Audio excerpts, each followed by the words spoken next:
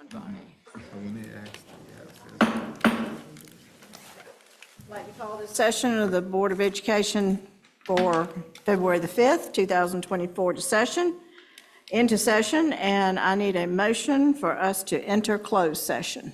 So move. Second. All in favor? Aye. Good evening, Mr. Atherton. Good evening. Headed into closed session.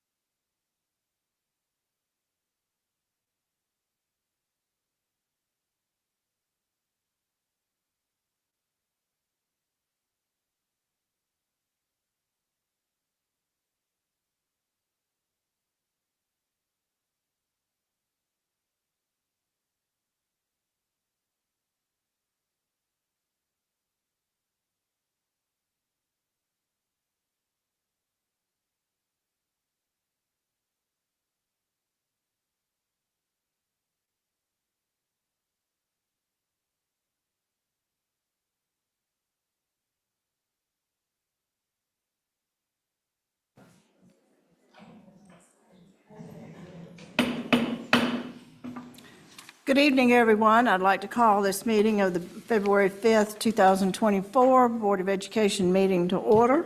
Welcome everyone here tonight. I will read the public charge to get us started. The Orange County Board of Education pledges to its citizens to conduct its business in a courteous and productive manner, showing respect for fellow board members, staff, and citizens. The board asks its citizens to conduct themselves with the same courtesy toward both school personnel and each other. A moment of silence will be observed before each meeting. In addition to the moment of silence, the board will recite the Pledge of Allegiance. The board asks that you check your cell phones and other electronic devices to be certain that they are either turned off or on vibrate to avoid interruption. At this time, I ask that everyone stand for the Pledge of Allegiance. I pledge allegiance to the flag of the United States of America and to the republic for which it stands, one nation, under God, indivisible, with liberty and justice for all. And now we will observe a moment of silence.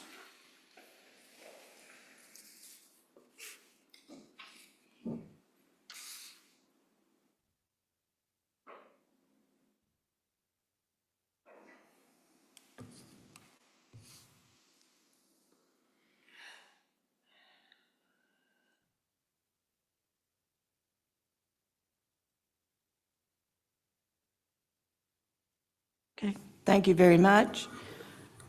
I would also like to mention that Mr. Atherton is with us tonight, but he's on Zoom. At this time, we have recognitions. And Ms. Dreyer, Dr. Dreyer? Okay. Good evening. This month and every month, we celebrate Black History. On the Equity Department website, you will find a list of guiding questions to ask yourselves and our colleagues as we plan our celebrations, discussions, and lessons around Black history. These guiding questions, carefully crafted by the OCS Equity Department, help us celebrate joy, tackle tough topics, and prevent harm, particularly when exploring hard history. There are additional resources for our Black History Month that can be found on the Equity Department website. And we also invite you to attend our second annual Black History Month Student Expo on February 22nd from 6 to 8 p.m. at the Orange High School Auditorium. This year, there will be vendors, a local artist, food trucks, student artwork, and of course, amazing performances from our students throughout our district.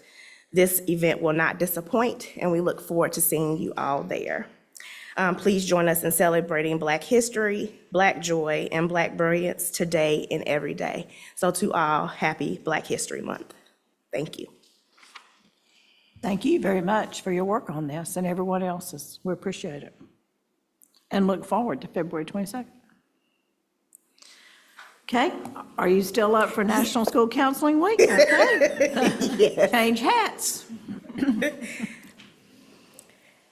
So National School Counseling Week is observed annually during the first week of February of each year. This week, sponsored by the American School Counselor Association, highlights the unique contribution of school counselors within U.S. school systems and the tremendous impact they can have in helping students achieve school success and plan for a career. Orange County Schools is fortunate to have 24 talented, hardworking, fabulous, and overall amazing school counselors who work tirelessly every day to provide services, education, protection, and guidance to students, parents, and school staff. Tonight, we want to recognize their continued efforts to make sure our students are college and career ready, and to say a huge thank you to each and every one of them for their dedication to students and families of Orange County Schools. On behalf of myself and the Student Engagement and Equity Support Team, we honor you today, this week, and every day. Happy National School Counseling Week. And I have our lead school counselor coordinator, Ms. Charity Moore, here to share some words as well. Good evening. Good evening. I'm Mrs. Charity Moore, the lead school counseling coordinator. I'm here to speak on behalf of the 9 elementary school counselors, 6 middle school, and 9 high school. We appreciate being recognized this evening. We currently have an array of years of experience between 1 and 24. As school counselors, we develop, manage, and evaluate a comprehensive school counseling program for all students. By having a proactive and data-driven program, we impact student achievement, attendance, and behavior. School counselors are school leaders that play an essential role in the school improvement process. Since 1990, the American School Counselor Association has encouraged the use of school counselor to more accurately reflect how the role has evolved from guidance counselor. We no longer work in isolation, only serve some students, or wait to react to students in need. Orange County school counselors would like to continue to advocate and emphasize discussions needed around program purposes and work of school counselors. School counselors are standard-based and student-focused. We highly encourage all leadership, staff, students, families, and community partners in OCS to join us in changing the language to school counselor, not only in verbal communication, but on literature, publications, or signage that represent OCS. National School Counselor Week is not only to bring school recognition to school counselors, but also for school counselors to bring awareness to our profession. Please stand with us to proclaim and recognize February 5th through the 9th, 2024 as National School Counseling Week in Orange County Schools. Thank you. Thank you very much, all of you.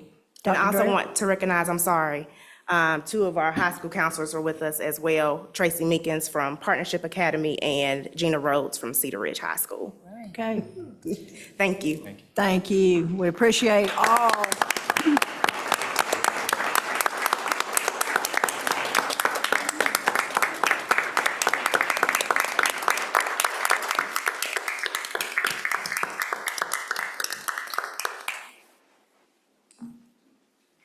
We appreciate all the hard work that our student counselors do, our counselors do, and I'm old school guidance counselor, still in my vocabulary, so I have to think.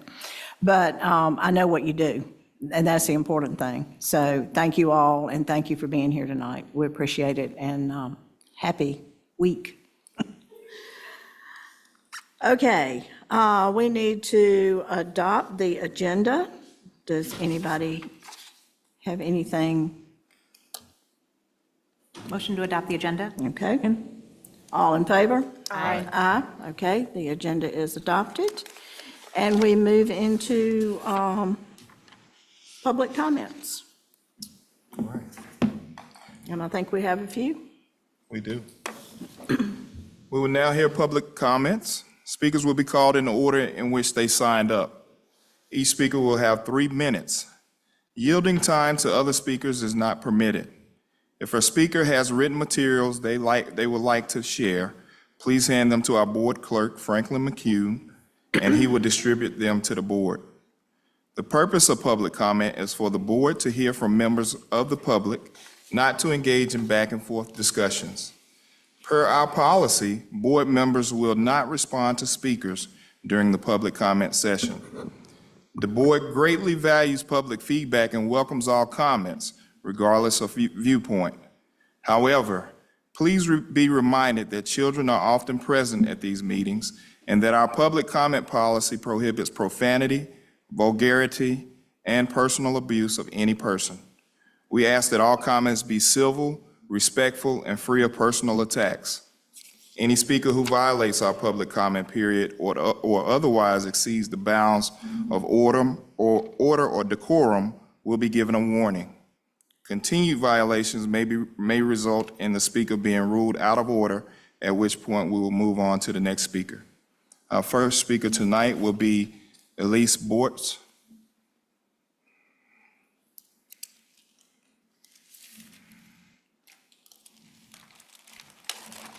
I want to begin by welcoming Dr. Jones to the district and expressing my appreciation and gratitude for all the hardworking members of the board and the district. In 4 of the 6 maps released, we are reassigned to a new school, and in one of the most recent, we are looking at leaving all of the friends and community we have grown to love these past few years, which makes us pretty sad. If we need to switch schools, I'd like to at least advocate for those involved to put in as much time and effort as it takes to make sure that the move is worth it and achieves the desired goals of redistricting. Our elementary schools currently have a 16% gap between the school and with the highest and lowest proficiency. The board and the redistricting committee agree that their number one priority is the redistribution and balance of achievement, yet 4 of the 6 total maps released make this gap go up. Map 4A does have a drop of 3% in the overall achievement gap, but we also see the lowest achieving school go down individually by 3% in achievement. As the number one priority, does this result seem like a good outcome? This has a sense of falling short to me, but I don't have a basis for comparison. There is a qualitative goal of redistributing achievement, and we are looking at quantitative data to determine if we have reached that goal. What do you think the quantitative goal for the achievement gap should be? Or it is indicated that the district will appear to be overcapacitated at many schools within several years. This, of course, begs the question, do we need a new school? It has been claimed that spot redistricting is a short-term solution, though I can't help but wonder if the larger redistricting is going to end up being just a bigger Band-Aid. So far, we are looking at minimal redistribution of achievement, if any, and a very temporary fix for utilization. It feels a bit like the process is stuck in a cycle of trying the same thing over and over again and expecting a different result. Moving forward, I want to advocate for community engagement with the redistricting committee. As an interested community member, I would love to attend at least some of their meetings to learn more, whether it is just to watch and listen or to participate. When I zoomed into the public information session pertaining to the maps on January 26th, I was hoping for more of an opportunity like that. A district member let folks know that the feedback sent in through the chat would be passed on, yet it felt very disconnected to me. I would prefer to discuss my questions and feedback in a conversational format directly with those who are analyzing and working with the information. I also want to advocate for the use of heat maps to help provide a well-rounded definition of the word neighborhood. I manage our farm in Cedar Grove, and out there, you are considered my neighbor if you live within 3 miles of the farm. We actually live in town, and our neighborhood is a single street. We don't belong to a multi-street large neighborhood. Who is my immediate community, and can we at least move schools with them? I would imagine a goal behind not splitting neighborhoods is to not split off the sense of community. I hope that the entirety of the next year is used to take the care needed to reach the desired goals. I know we have some great dedicated people working for the families of Orange County schools, and again, I thank you for it. Thank you. The next speaker will be Kelly Suttles.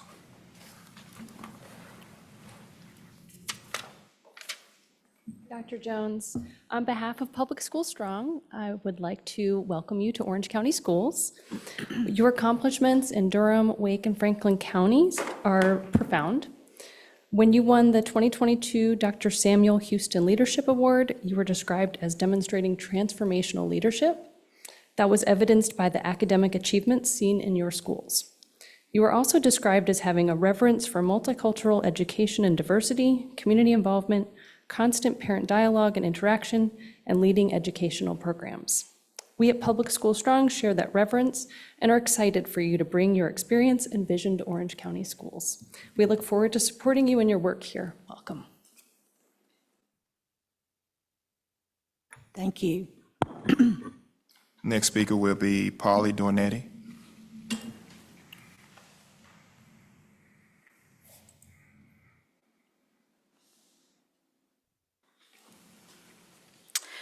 Welcome, Dr. Jones, and hello again, school board. I know last year I felt like a broken record, and I feel like we're starting that record all over again. My name is Polly Dornetti. I am the parent of a Gravelly Hill student. I come before you today with pressing concerns regarding the educational welfare of our AIG students at Gravelly Hill Middle School. Over the past year, we've witnessed a remarkable transformation in the school's atmosphere and student behavior, largely attributed to the stable leadership, dedication, and expertise of Mrs. Tanisha Williamson, and what she has brought to our school. However, despite this progress, we are facing a critical shortage in support provided to our academically and intellectually gifted students.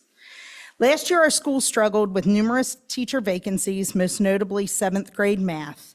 which I have spoken to this board about numerous times. These vacancies severely impacted the learning environment, not just for those seventh grade students, but for the whole school, as resources were siphoned away from elsewhere to work with the seventh grade math classes. Vacancies throughout the building resulted in our teachers being stretched thin, with multiple staff members forced to cover additional classes until positions could be filled. While we are in a much better position this year than we were last year, vacancies, maternity leaves, injuries, and illness are once again jeopardizing learning. Our AIG teacher in particular was tasked with covering a vacancy in 8th grade ELA and social studies for the first half of the year, a position that has yet to be filled. Now she is on maternity leave, leaving our AIG students until at least April without essential support they need. Gravely has not had a full-time AIG teacher at any point this year. Just want to make sure everybody's catching that she's been covering classes. She's now out on maternity leave. As an example, we did not receive our DEPs, which are typically distributed at the start of the school year, until mid-January. My son's advanced math course lacks the support necessary for the students who are ready to move at an accelerated pace. And to add to that, based on last year's testing data, only 69% of GHMS AIG students are demonstrating grade level proficiency. The subset of proficient AIG students are therefore often on the back burner while remediation is occurring in what is supposed to be advanced classes. The importance of providing adequate support to our AIG students cannot be overstated. These students possess unique talents, and I see my time is up, so I would like to see this happen this year. We have a lot of, it'll get better next year. We're 2 years in on this. Thank you. Next speaker is Elliot Patrick.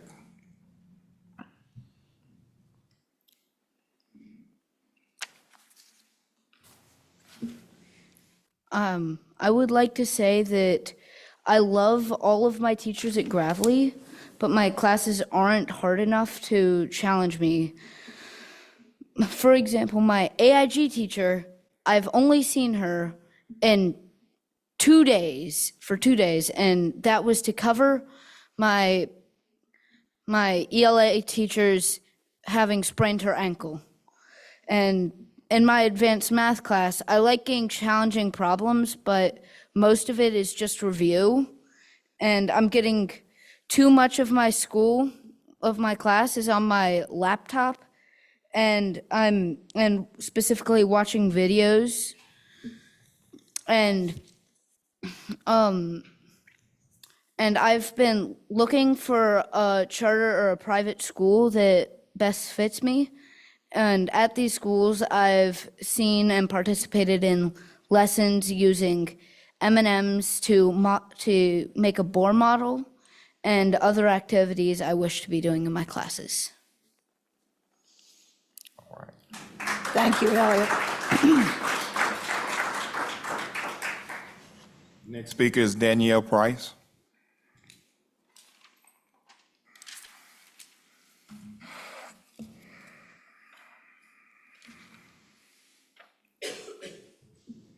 Good evening.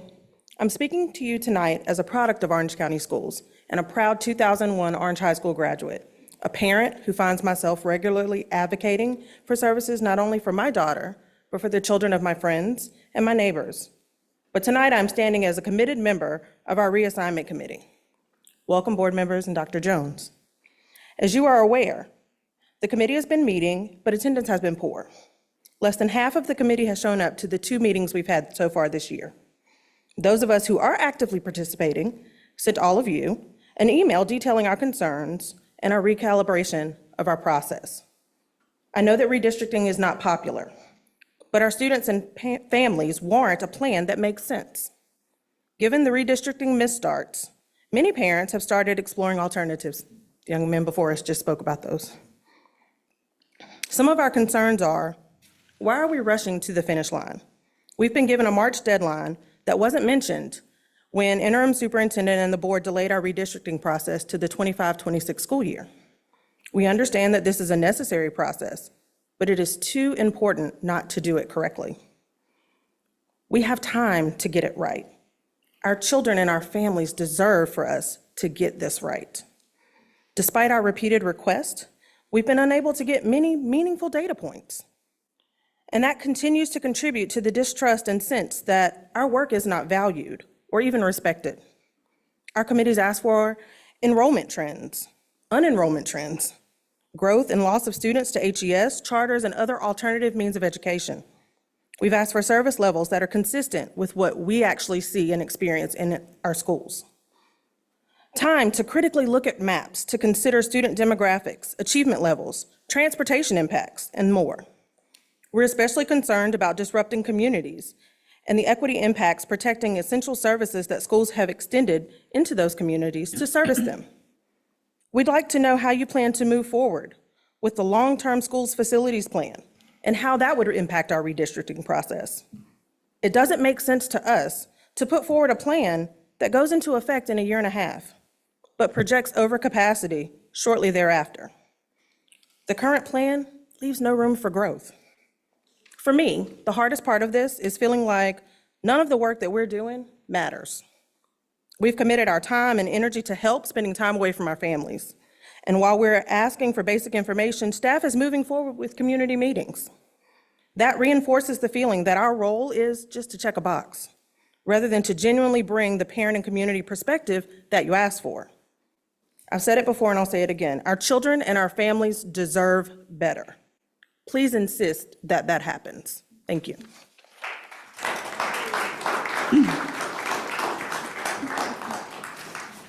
Next speaker is Sherry Callaghan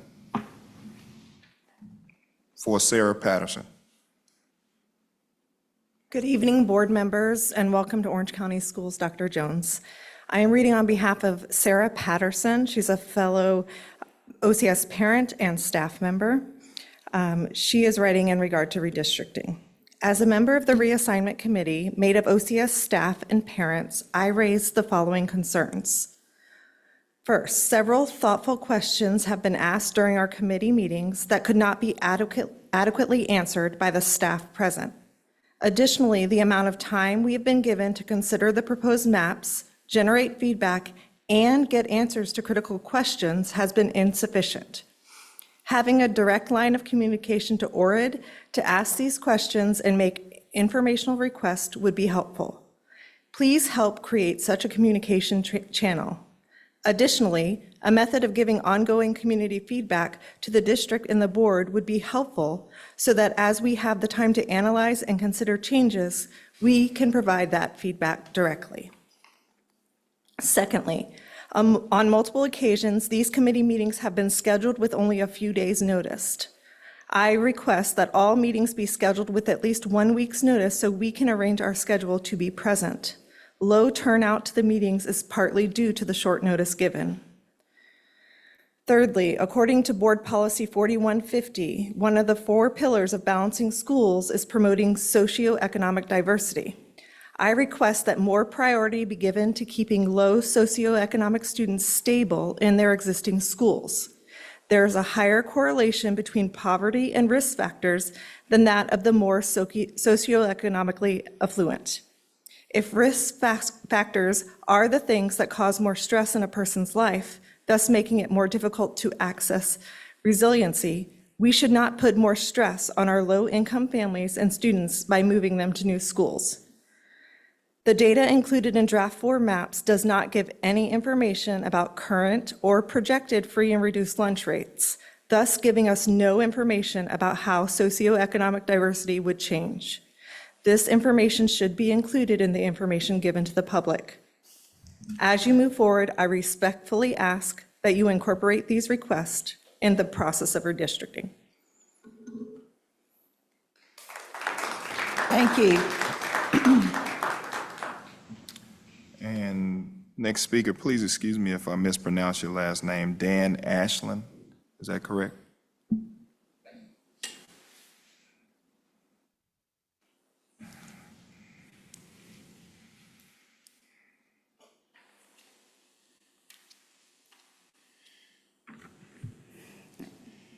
Good evening, members of the school board and Dr. Jones. I'm here to speak as a member of the redistricting committee and as a parent of an OCS student. As a member of the redistricting committee, I have concerns about our process moving forward, and I hope that you will listen carefully and take them into consideration. As a committee, we have been urged at our meetings by the district to make a decision on maps by March, despite the decision by the board to delay implementation to the start of the 25-26 school year. The change in implementation of the new maps was to give us time, not to rush to finalize them without proper analysis and feedback. As it stands, our committee has met twice since the board has decided to extend this timeline, and we have only been given an average of 20 minutes to discuss each proposed map. Furthermore, the Woolpert report is still pending. This report is supposed to provide an independent assessment of the current facilities and capacity issues in our district. It is a crucial piece of information that should inform our decisions on how to balance enrollment and utilization across schools. We need to see this report and incorporate its findings into our deliberations. How could we be asked to make a decision otherwise? We need more time to review the data, the criteria, and the impact of proposed changes on our students and communities. This March deadline speaks to a larger lack of transparency that has clouded this process. The public has a right to know how the maps are being drawn, what factors are being considered, and how their input is being incorporated. I've spoken to many OCS parents, and they have all voiced concerns that they are at best going unheard, and at worst feel completely ignored.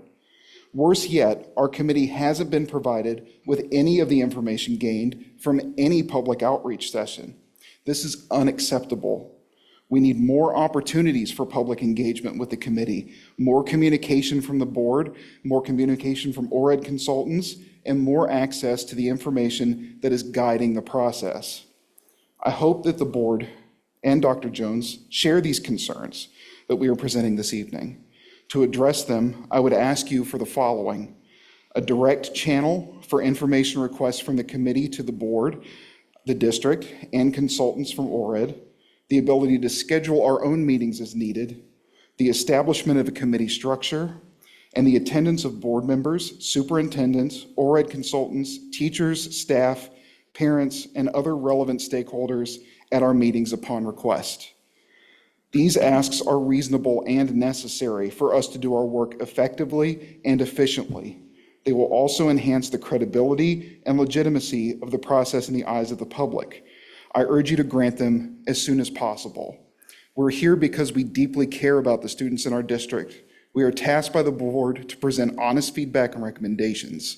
If we are to continue to give our time and effort to this process, please consider us an equal shareholder and not a rubber stamp. Thank you. Thank you.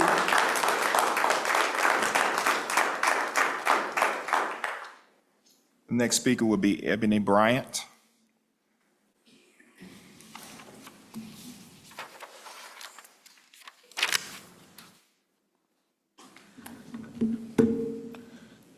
Good evening, everyone.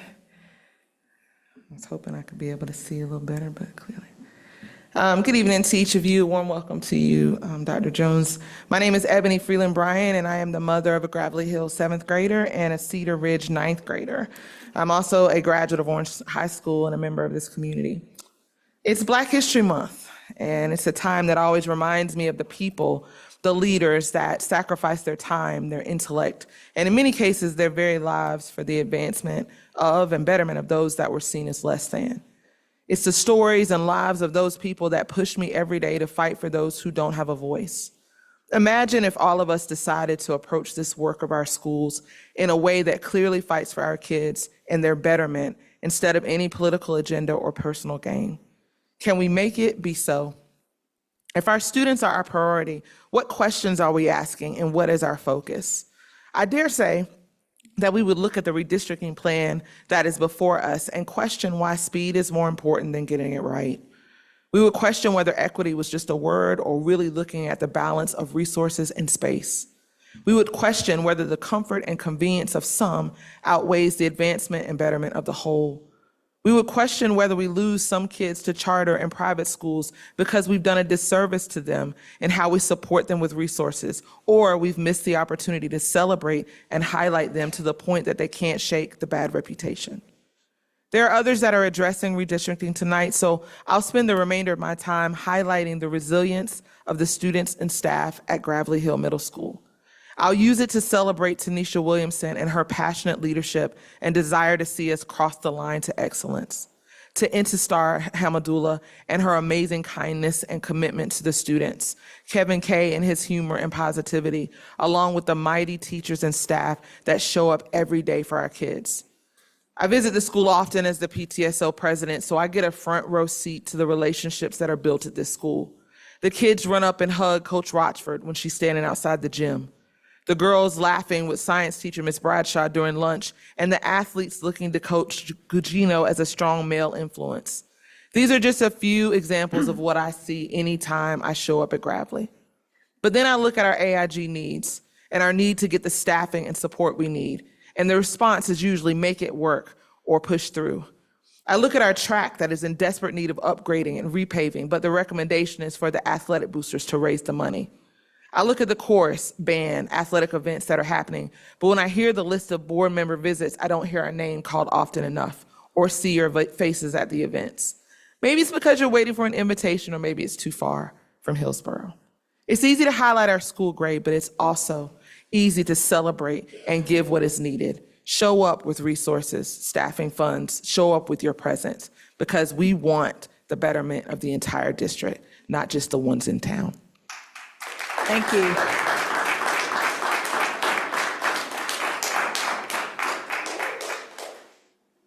And our final speaker is Katie Harper.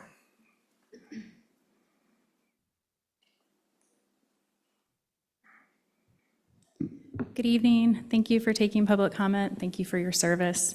Welcome, Dr. Jones, and thank you for stepping in to lead our district. I'm a parent of 2 children in Orange County Schools, and I've been a member of the reassignment committee since June. I attended both summer meetings. I appreciated the thought and the care that the district put into the meetings that were held in the summer. On Zoom calls, I saw 50+ participants, including parent reps, school principals, teachers, community members. It was an engaged group of people who care about our schools, our families, and most of all, our students. During one of those meetings, we were surveyed about our priorities for redistricting. The number 1 priority by far was balancing student achievement across our schools. It came as a surprise then when we reconvened the committee in the fall and saw the first draft of maps. Hillsborough Elementary wasn't included in any of the scenarios and was nowhere to be found on the data tables. Anyone looking at the data tables would think that our district had only 6 elementary schools, not the 7 we actually have.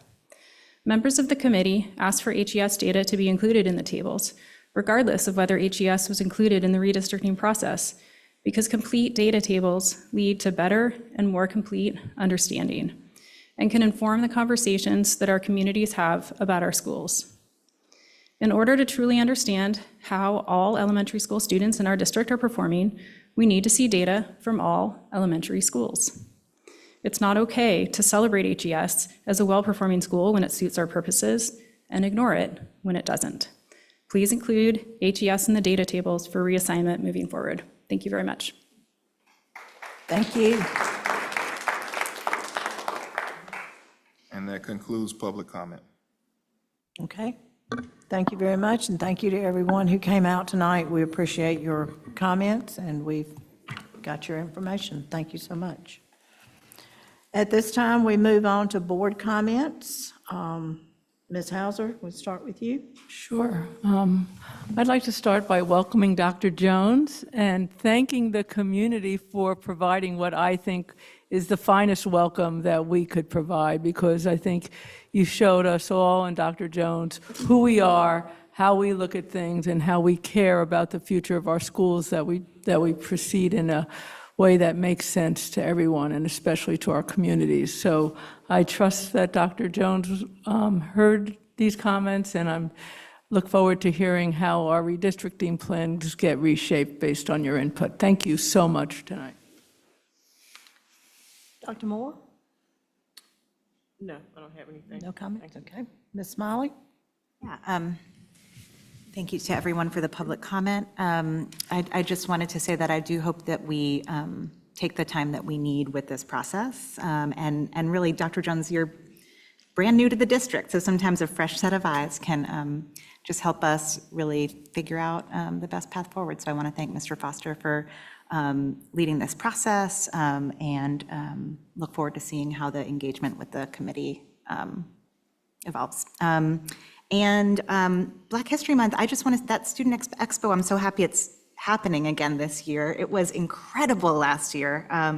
So folks should go to that. It was wonderful. There was a band last year with like a counselor and a teacher and some students, and they were all playing together, and it was so good. And I want to thank our counselors. At least one of them are still here for School Counseling Week. Yeah, just a lot of gratitude to what you all do. I hope you get really celebrated this week. Thank you, Chair Purcell. Welcome, Dr. Jones. And also, I'm really glad that everyone is here to turn out to welcome you. And I really appreciate everyone's comments, and also want to express appreciation for Mr. Foster's leadership during a time of a lot of change, and agree with the sense that we just really need broad representation and input from our reassignment committee. So I appreciate everyone's detailed, focused, specific, very helpful, accurate comments tonight. And I also want to express appreciation for our nurses. So thank you all for turning out and for what you do. Our school nurses and the Student Expo is what caught my eye as well. And I thought, has it really been a year? Was it Black History Month? I feel like that was like 2 months ago or something. But it was fantastic. There are also elementary school kids from Efland, I believe, musical group. I mean, it was really people from A&T. I am looking forward to that. I'm glad that event is growing. It really kind of filled the house there in Orange High School. I'm looking forward to going back. Mr. Richmond? Yes, ma'am. So first, I want to say thank you to all the school counselors. We really appreciate all the work that you do, and we see the work that you do. Welcome to Dr. Jones. And then finally, Black History Month. I'm always reminded during this time of the year, the time that I took African American Studies at Orange High School under Miss Brenda McCormick, and how strong she felt about African American Studies and the information we were able to gather. And then also we had a course in African American Studies, and we enjoyed singing together and singing out in the public. So this month reminds me of those days and years that I took that class at Orange High School. Thank you. Yeah, you can't beat Brenda McCormick. She was a fantastic teacher. She was. I would also like to say a big welcome to Dr. Jones tonight as she attends her first board meeting. And we are thrilled to have her here, and I know she's had a busy last week, but she survived, and we are happy that she did and that she is here. I again say thank you to everyone who came out tonight. We have heard, I have gotten emails, I know the board has probably gotten emails about redistricting. I will let you know that as of tonight, we have hired a director of student assignment who will be helping Mr. Foster and working with him as we move this process along. And yes, maybe we do need to slow down. Maybe we do need to look back at what we're doing, and we know that. I just want you to know that you are being heard.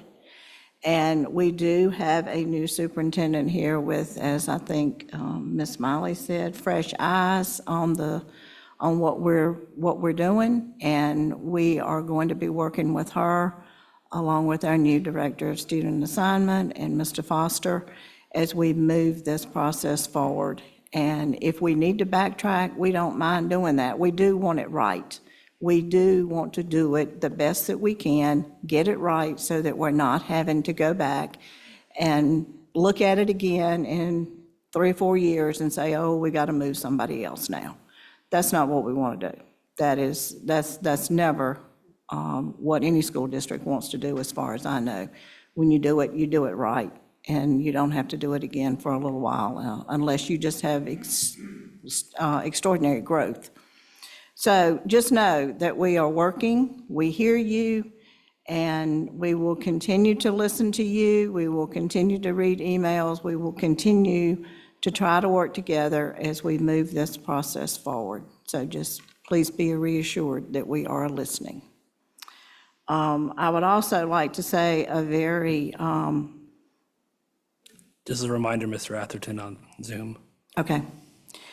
I would also like to say, several of us attended the grand opening for partnership about a week and a half ago, and that was a fantastic experience for those students and staff that are now in a new facility at Partnership. So if you're ever in that area and want to just stop by and see their new place of learning, please feel free, because they'd be happy to have you.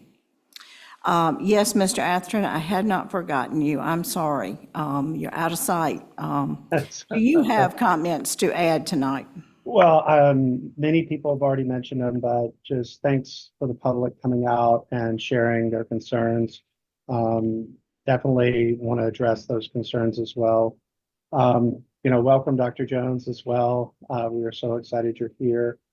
I attended the partnership opening as well. It's wonderful to see that site transformed into what I feel like it should have been when we first got it. It's so exciting to see that we were able to reduce the waiting list and allow more students access. So I'm so excited about that. All of our school counselors, thank you so much for what you do every day. It is so well appreciated and so important of work for our students and families every day. And the last thing I'll just mention is the Student Expo, as mentioned, it was very good. It was so impressive to see the students and the staff and parents up there. And I learned a lot, and I'm excited to hear that it has expanded, and looking forward to seeing what it grows into from here. So thank you for being able to speak. Thank you. Okay, thank you, Mr. Atherton. Dr. Jones, do you have any comments? I do.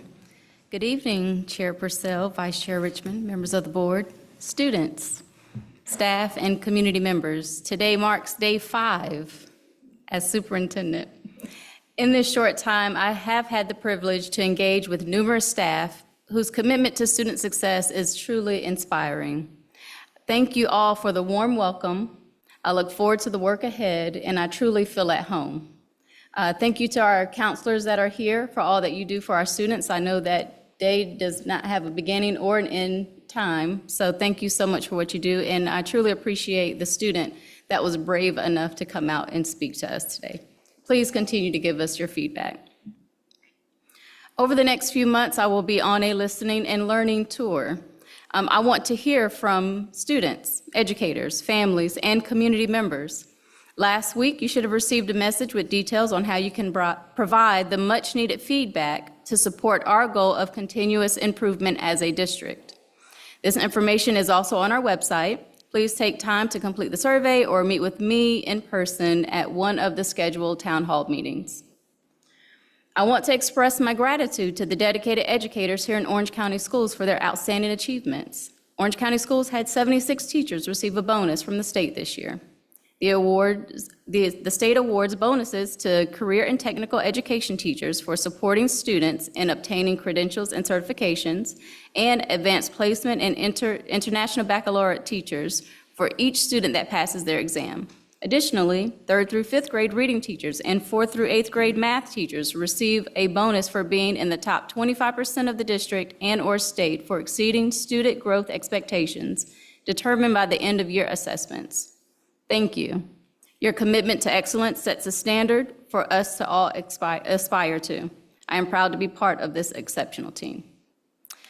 I want to give a special shout out to Mr. Avery Hipkin, a phenomenal woodworking teacher at Cedar Ridge High School, for ensuring I had a personalized nameplate for my first official board meeting.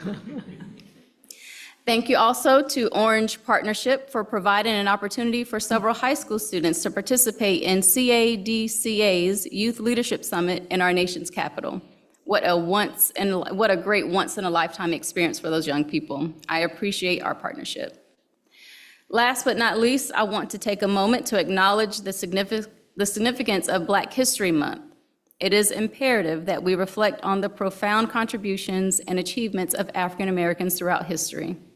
From trailblazers in civil rights movements to leaders in art, science, literature, in every aspect of society. Their impact and legacy continue to inspire us all. As we honor Black History Month, let us recommit ourselves to fostering understanding, promoting diversity, and building bridges that unite us as a community.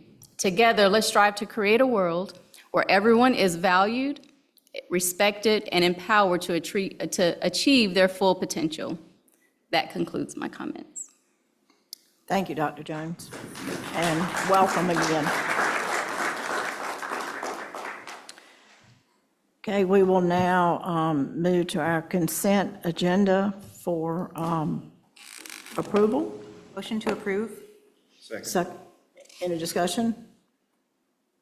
Okay. All in favor?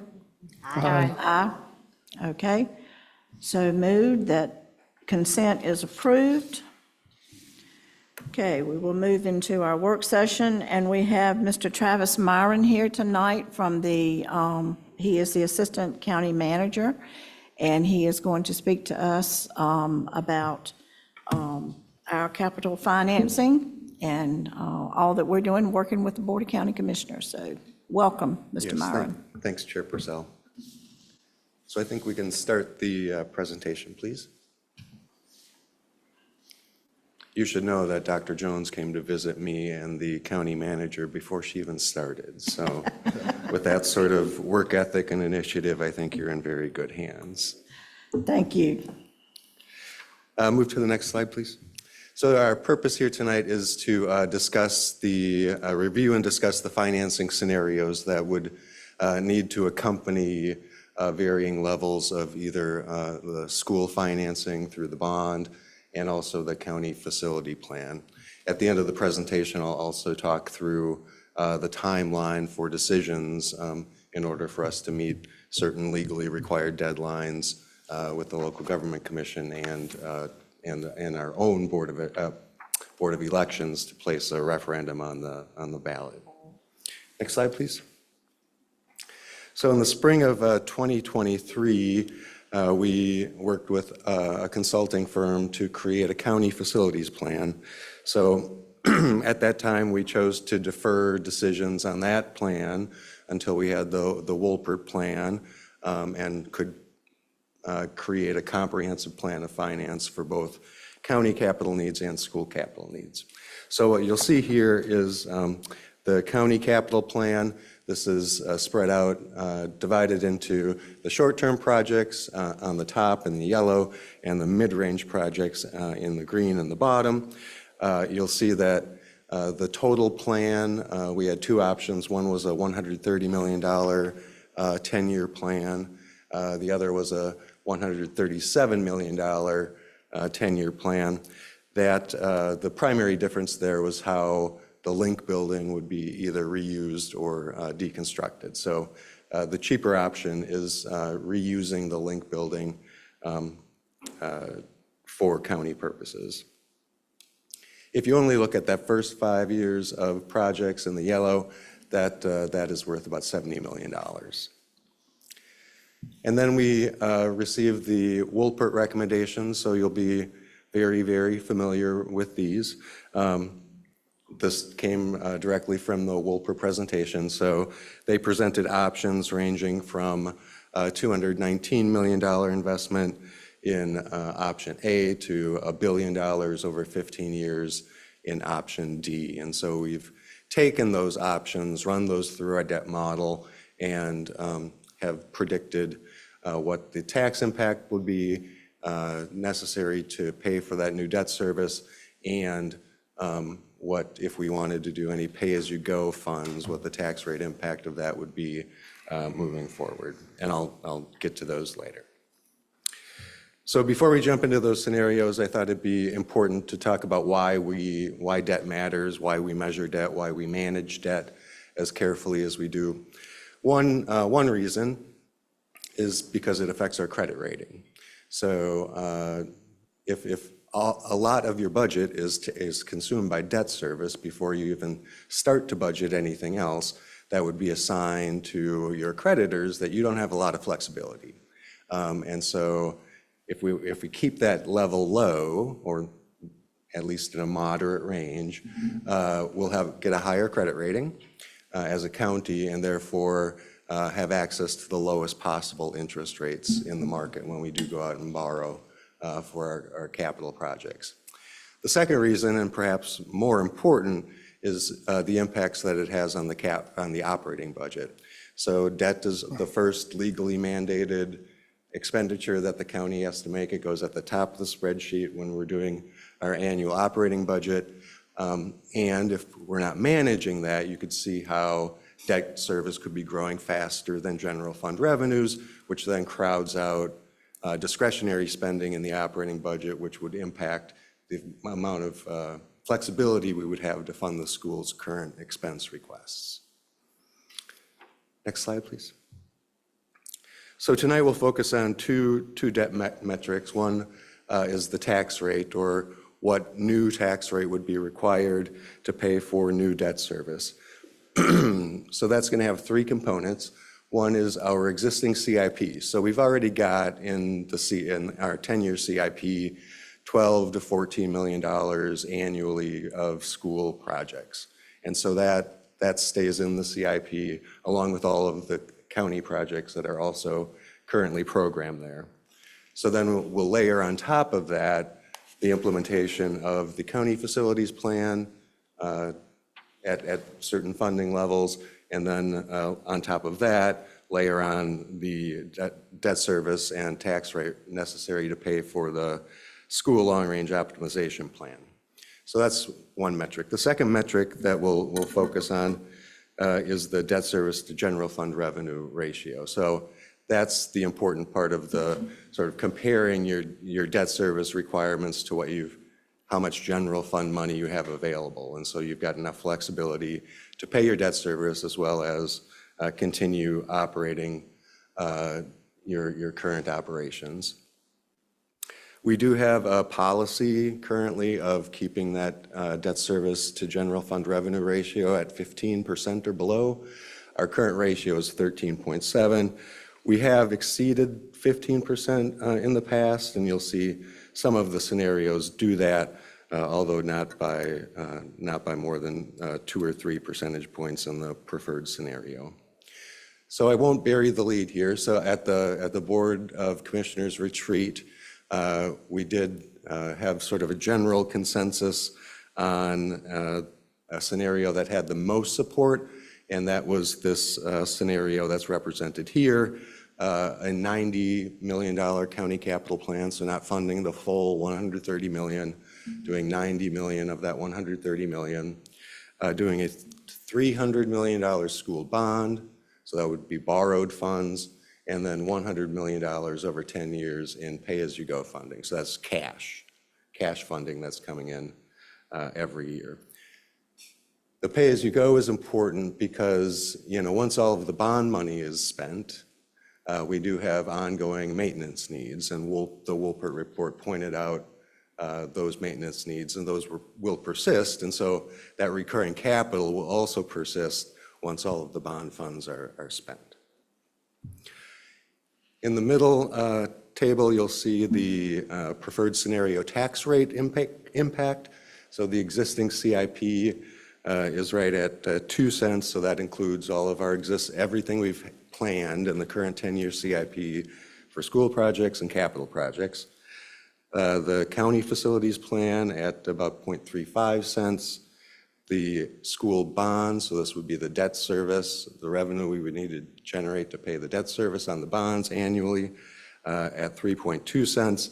And then that $10 million a year in PAYGO would require 2.74 cents for a one-time tax rate increase of 8.29 cents. And then on the far right-hand side, you'll see our debt service to revenue ratio peaks around year 9 at 19%, but then you can see it starts coming back down in the subsequent year and falls within and would be expected to fall within policy within a couple of years of that. So we didn't start there. We went through a number of different scenarios, again, roughly aligning with the Wolpert options. So the first A scenario was a $130 million school bond and either a $75 or $130 million county capital plan. You can see that tax impact was around 4 to 4.5 cents.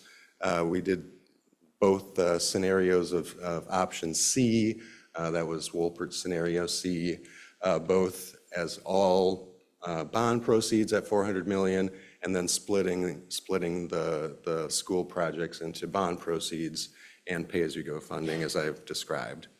And then finally, we ran the debt model on option D, which was Wolpert's $1 billion scenario over 15 years, and you can see the resulting 11.22 cents tax impact and a peak debt service to revenue ratio of 26.6%. We did a couple other iterations that will appear on the next slide, including pushing out about $18 million in existing county capital projects that had a slight impact on the tax rate, decreasing it by about 0.19 cents if we took those projects out. So the Board of Commissioners, I think, really reviewed a full range of scenarios and financing options to get us to where we are today. So if we look at that, those tax rate impacts on a home valued at $500,000, you can see the options here. The option A scenarios in the $200 per year range. The option D scenario would have been in the $560 per year range. And then the preferred scenario, that option C with $300 million50 bond and $100 million in pay-as-you-go would result in a $414.50 impact on a $500,000 home. Next slide, please. The other topic that the board did discuss at the retreat was whether to change the way in which capital projects are currently budgeted. So in the past bond, the way that the funds were divided between the two school districts was by ADM, or average daily membership. We discussed moving to a project-based methodology for budgeting capital projects. So unlike the operating budget where we were legally bound to allocate operating funds based on ADM, that requirement does not apply to the capital budget. So instead, since we have a very detailed plan that is prioritized in the Wolpert plan, very clear scopes of work, that we could move to a project-based budgeting system where we would actually in our CIP call out every specific project as it's sequenced and recommended in the Wolpert plan. So that was seemed to be the board's preference at their retreat. You can see that the percentages don't change very much. It's about a 1.6 percentage point swing moving from the ADM-based allocation to the project-based allocation. And quickly, I'll just go through our proposed timeline for decision-making. So we were hoping to get resolutions from each of the boards in February or this month. That can slide. We do have some flexibility there, so that could slide to early March if it needed to. Then we would have a couple of opportunities for the Board of Commissioners to make adjustments to the plan of finance, and then in April, so on the next slide, on April 2nd, we would take a preliminary resolution to the board that would establish the bond purpose. So in this case, it would be school facilities and the not to exceed amount. So after that resolution is passed, the amount can't be higher and the purposes can't be different. And so we couldn't, as the year progressed, all of a sudden throw in a couple county projects onto the general obligation bond. Once that purpose is established by a resolution, it is set. Then we've got some program bond education committee time. We've also got some staff work that goes on in between. And then we, go on to introduce the bond order in May, hold a public hearing in May, and then adopt the formal bond order and ballot question in early June, with a referendum to be held in November. So with that, I'd be happy to answer any questions. Go ahead. Thank you so much, Mr. Myron. I've appreciated hearing this plan a few times so it can really sink into my brain. So just to clarify a couple of things. So the C2 and then the preferred is essentially a tweak of the C2 plan, right? Yeah, so it's not the full $130 million county plan. It's $90 million instead of $130. The school stuff is the same. Okay, and then my main question that I don't know who this is for. It might be for you. It might be for the board. It might be food for thought. Is the project-based? So switching from where Orange County Schools would have the 41.5% to the 39.92. That's not based on any shifts we may have had in ADM. That's because of going to project-based. And my concern about that is not feeling like our board is fully, not feeling like the Woolpert plan is exactly what our district may want to do, and also seeming that Chapel Hill Carrboro has some of the same concerns. So I know that I remember all the background about the project-based and the advantages about that, and working as, two districts in the county working together, but I'm a little uncomfortable with the restriction it placed on school districts to make different decisions than what Woolpert recommends. So, I mean, I can address sort of, so, during the Woolpert study, we didn't hear any significant concerns about the projects that were recommended. So that's what we would start with as a guide. Now, if the board has, would want to make, the Board of Education would want to request different projects or not do a project or change the scope dramatically of a project or not do a replacement when the Woolpert study recommended a replacement, we should talk about those very, very soon. Because that could influence the Board of Commissioners' future decisions on what the bond looks like. Okay. Ms. Molly? Yeah, thank you so much for coming and doing this overview. Yeah. And just to add on a little bit to what Carrie is sharing there, for example, I have some questions because option C only addresses the highest priority facility needs. They sort of describe things in 5 levels of priority to fix.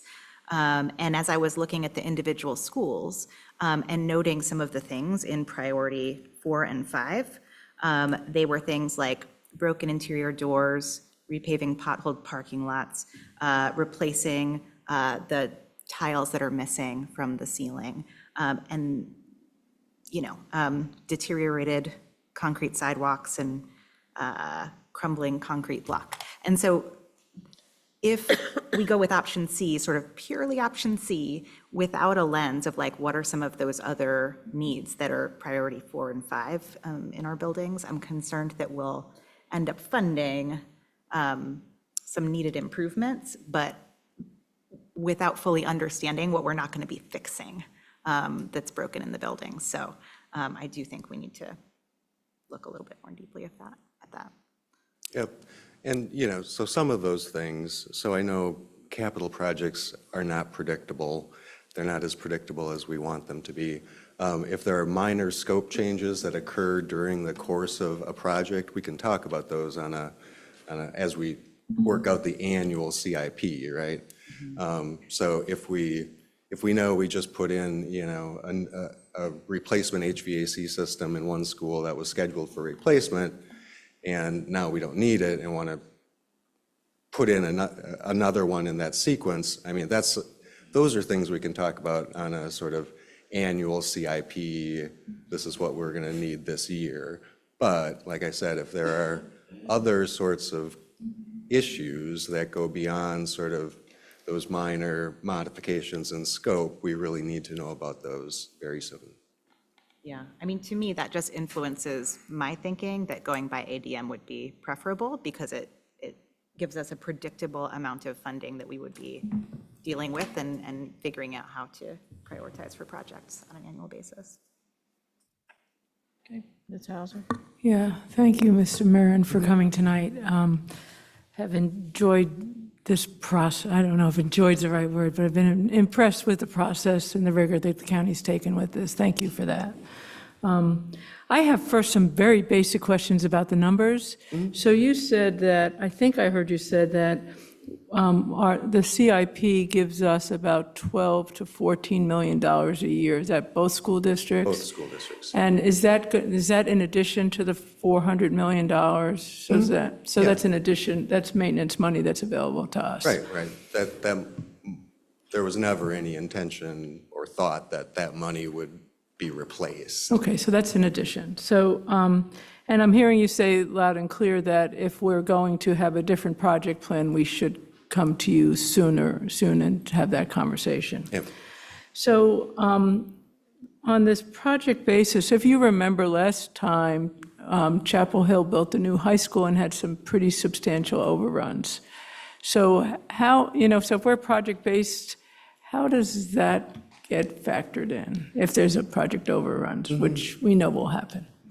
So, as I mentioned, capital projects are not as predictable as we would like. And so that's what we would handle sort of on an annual basis. So we would say, all right, well, this project went over by X number of dollars, so we need to shift funds from this project out here over to this project. And we'll have the flexibility and a process set up to do that. Okay, and I have one more. Philosophically, and I don't know if you can answer this, this is the largest bond, capital investment that I think that Orange County has ever made. And I was curious if you have a sense of the expectations. My rhetoric says this is not about Band-Aid fixing schools, but Wolpert has been clear about modernizing campuses, doing things in a certain sequence in order to manage capacity, swing space, and all that good stuff. Do you have any sense about what really moved the commissioners in your conversations with them to take this big step? Well, I think having the report, having those projects delineated in a way that, made real progress on school capital needs, I think that was the primary consideration. One of the underlying premises in the Wolpert study was, you're right, getting out of old facilities and replacing them with new product that is more energy efficient, that can better fulfill educational adequacy needs and everything else. So I think all of those elements sort of help to build support for the bond program. Great, thank you. Ms. Molly? I just want to, the question, Ms. Hauser, that you asked about project overruns, to me, in the last bond, the one project that we were planning to do together was the bus garage, which then did not happen because of the overruns in Chapel Hill. And so the idea of every year of this bond sort of dealing together with potential overruns of one or the other and the other district needing to trade off that feels problematic to me. So to me, it's another sort of tick in the side of doing this by ADM. If it's like 1.5% and it's going to create all of those kinds of issues, I just don't know why we would do it that way. Yes. Ms. Hauser? In my discussions with some of the other members of the Capital Needs Task Force, there was a suggestion that Wolpert might be available as part of the current contract that Orange County has with Wolpert. Are there consultants available to work with us as our board looks at this? Is that a resource that's available to us to work with? Yeah, so all along, they've been clear that whatever amount that we choose, that they would come back and work with us on a plan that fits within that amount. Great, thank you. Okay, anyone else? And this is Will. Hey, Will. Hey, I just wanted to share my concern on the project-based option as well. I mean, I know many people have mentioned why they're concerned with it.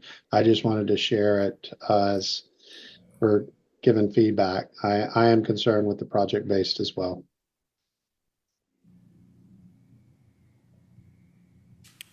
Okay. Just to let you know that we are meeting with our operations and maintenance folks Wednesday night, and we're going to look at all of this, and then we will be getting back with you all. Great. And we do appreciate you being here tonight and explaining all of this. And it's one of those things where the more you hear it, the easier it is to comprehend. Yep. And if anyone has additional questions, feel free to go through the superintendent, and I'll be happy to answer them. We will do that. Thank you. Thank you so much. We appreciate it.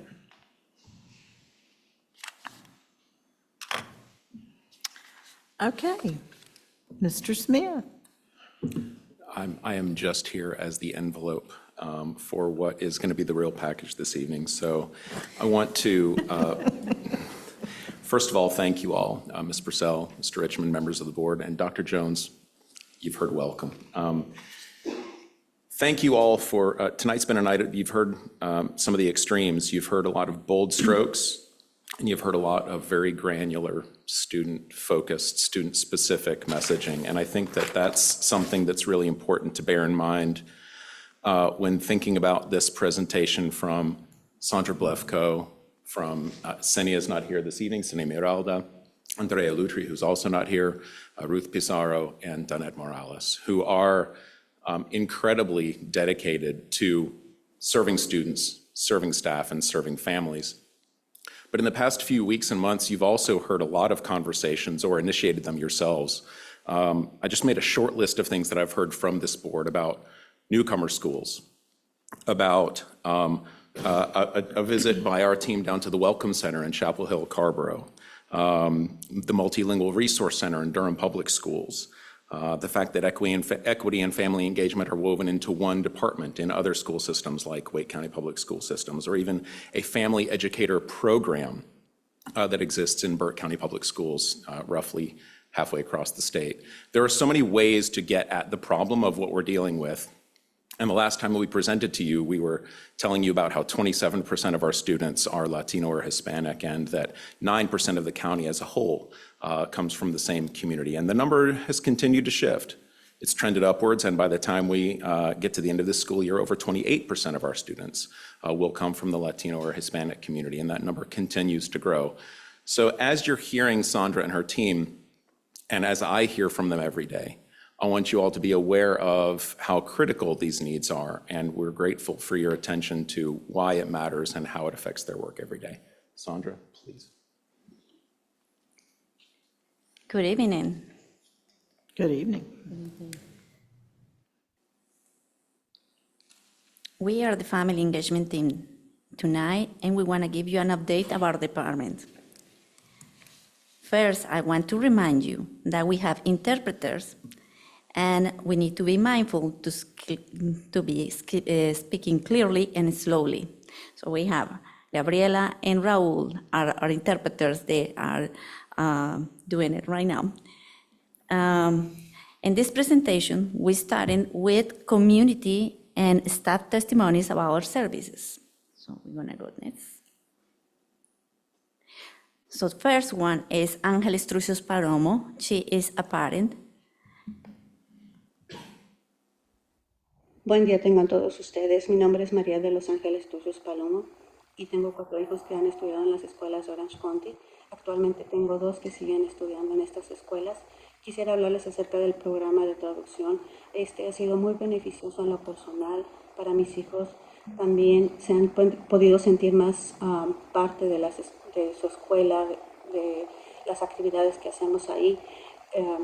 Uno como inmigrante, muchas veces no tenemos el suficiente inglés para poder tener charlas largas y es una gran ayuda que tengamos a alguien como traductor en las conferencias, en todos los aspectos y detalles de la educación de este país, porque venimos de otros lugares donde no funciona así.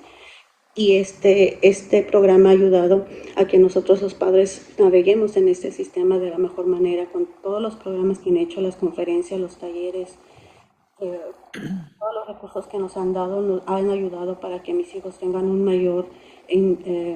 mayor aceptación y una mayor claridad acerca de cómo pueden lograr una mejor educación aquí en este país. Les agradezco mucho, quisiera que este programa siguiera porque todavía tengo bastante que recorrer y la verdad sí me hace sentir más apoyada. Muchas gracias y les agradezco.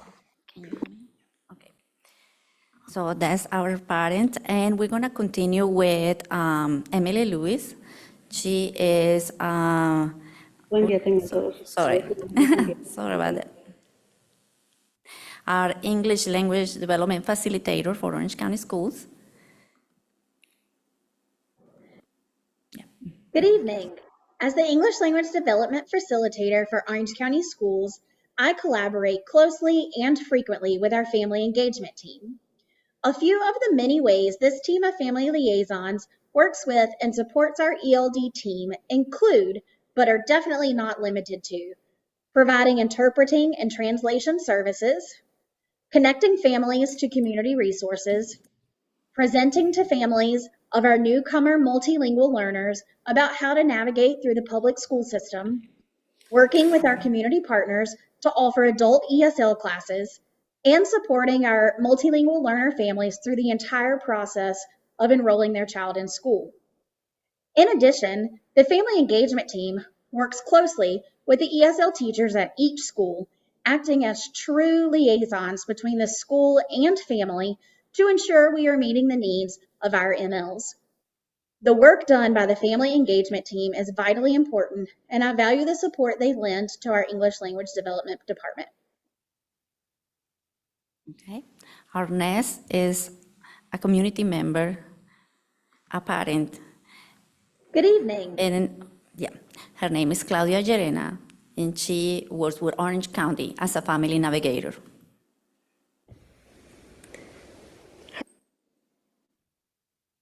Hi everyone, my name is Claudia Llerena. I am a family navigator for Family Success Alliance under the Orange County Health Department.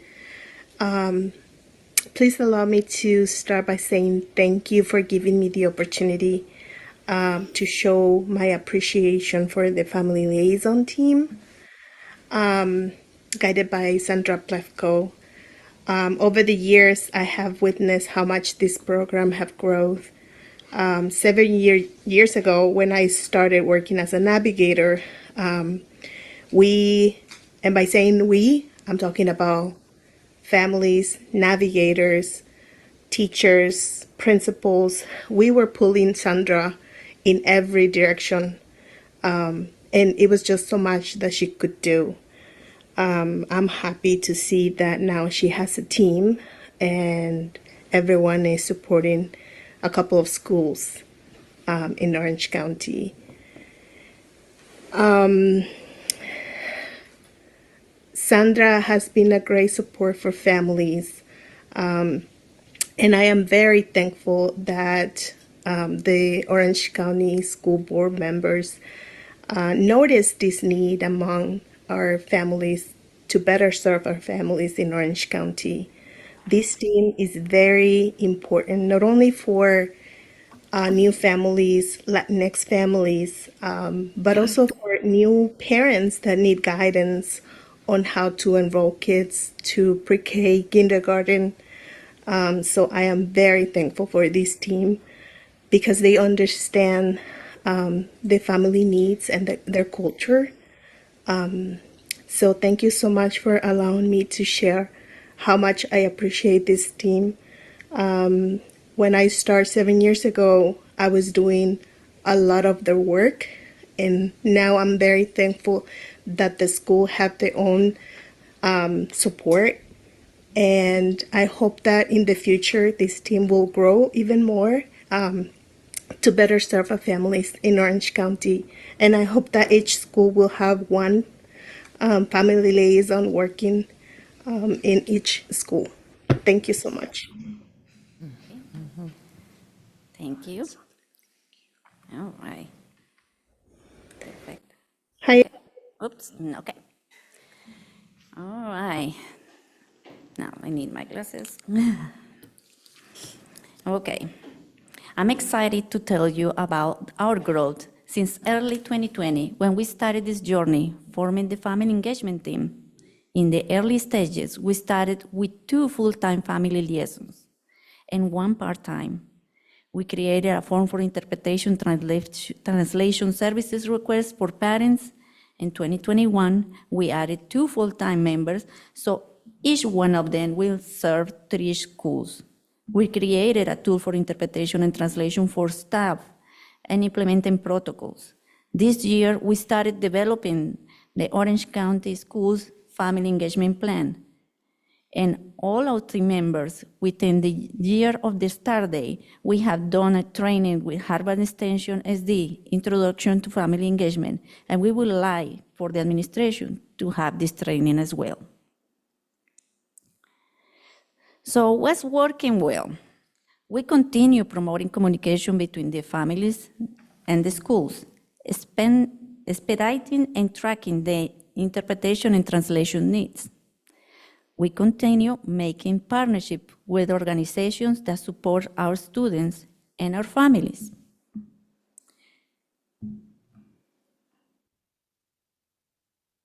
We work more than interpretation and translation. We are building relationships with these families and staff.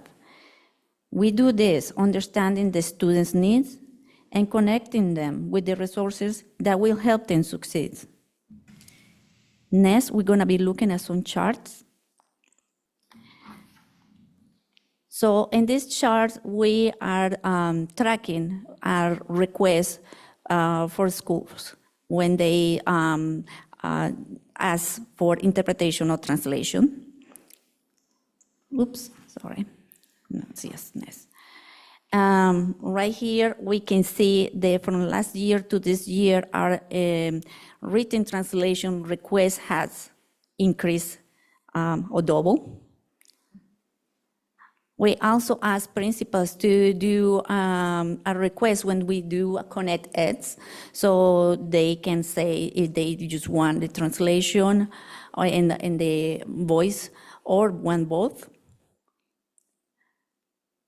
As well as teachers have asked the family liaisons for interpretation for the parent-teacher conferences.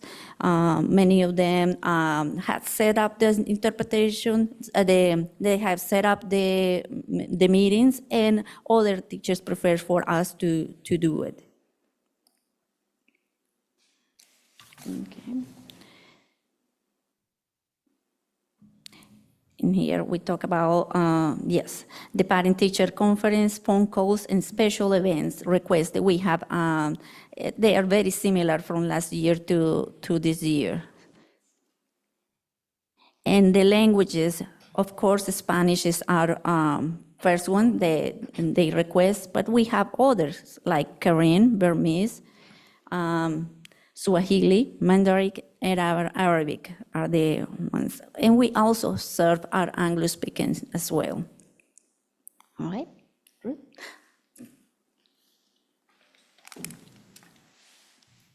Good evening, board members and Superintendent Jones. My name is Ruth Pizarro, and I am one of the family liaisons and part of the family engagement team, serving Orange High School, Central Elementary, and Hillsborough Elementary. I will be showing you the graphs of our informal requests done for the families. So I will be talking about our informal request forms. We have 1,183 informal requests from the start of the school year to now. That's 3 times more requests than in our formal request form. As you can see, the chart shows that the requests are divided by languages. The largest group we serve is our Spanish-speaking families with a 95%. And this continues to grow as we have a wave of newcomers and enrollments specifically in our Hispanic community here in Orange County.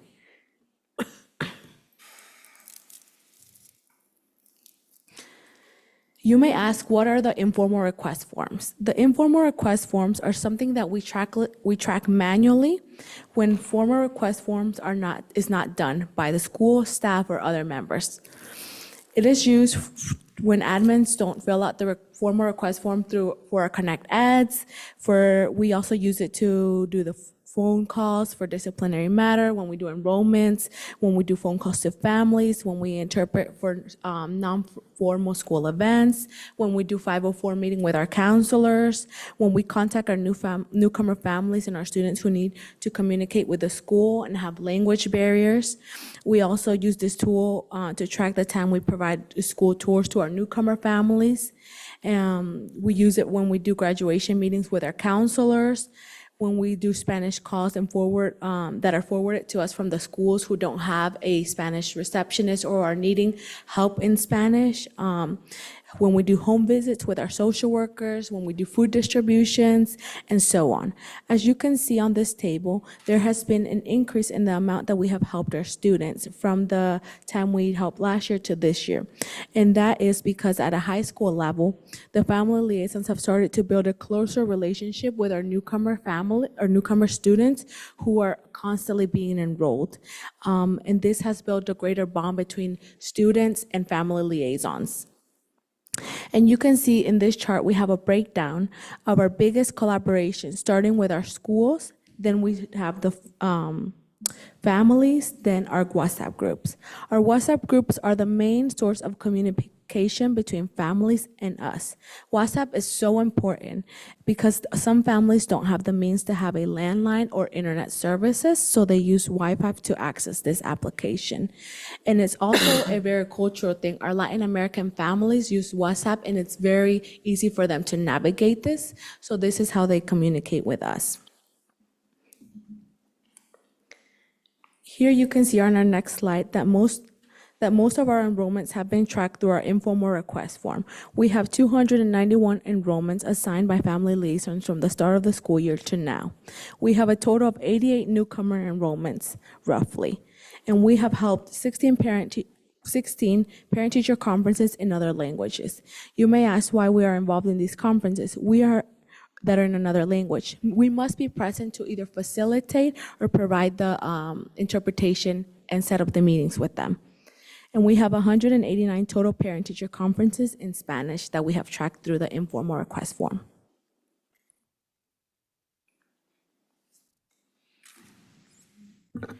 Good evening, members of the board. My name is Danette Morales Herrera. I am a family liaison who serves A.O. Stanback, Cedar Ridge High School, and Partnership Academy.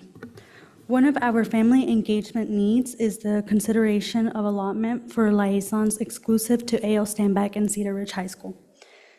In my year and a half of service, I have seen the needs increase at Cedar Ridge High School and A.O. Stanback. I have been juggling responsibilities between schools, and oftentimes our school emergencies are attended with a delay because of the high demand in each school. My day-to-day fluctuates even if I set a schedule. When I go to serve one of my schools, the needs of the other school frequently changes the task of each day. Often I am called to travel between both schools back and forth, and unfortunately, I can't always do that. I am frequently assisting back-to-back emergencies such as emotional crisis, discipline matters, or parent concerns, while also attending to parents' text messages, calls, and WhatsApp.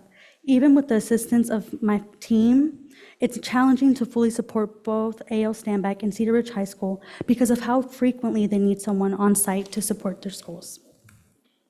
Almost half of A.L. Stanback's student population is Hispanic, and a quarter of Cedar Ridge High School student population is Hispanic. With the rise of our Hispanic population in both schools, the need for significant language support has increased. This year, we have enrolled 88 Spanish-speaking newcomers. 33 went to Cedar Ridge High School and 24 went to A.L. Stanback.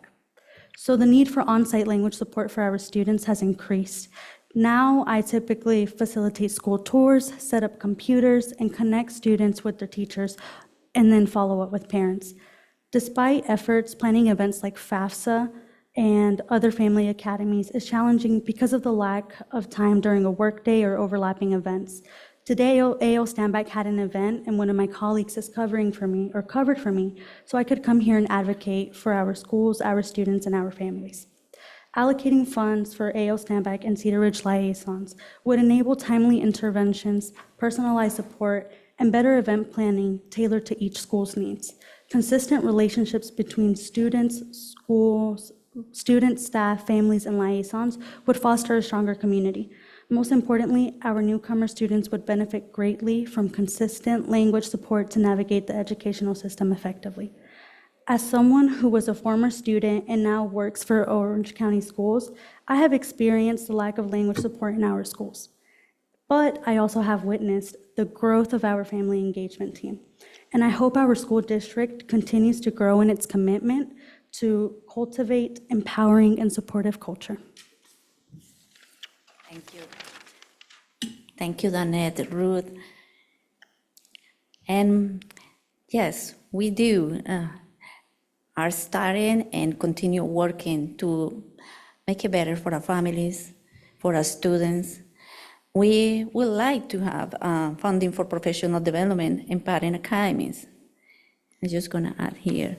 One of the steps, the next steps that we would like to have is for our family engagement training for principals. Just like we did with the Harvard extension, the introduction for family engagement, I think will give them a better sense. I know they have family engagement plans. We would like to be part of them. We would like to collaborate and make a stronger community. We are working hard, and this training will give great tools and ideas to improve their family engagement in the schools. I would like to leave you with a short video on Ms. Karen Mapp and the importance of family engagement and community engagement.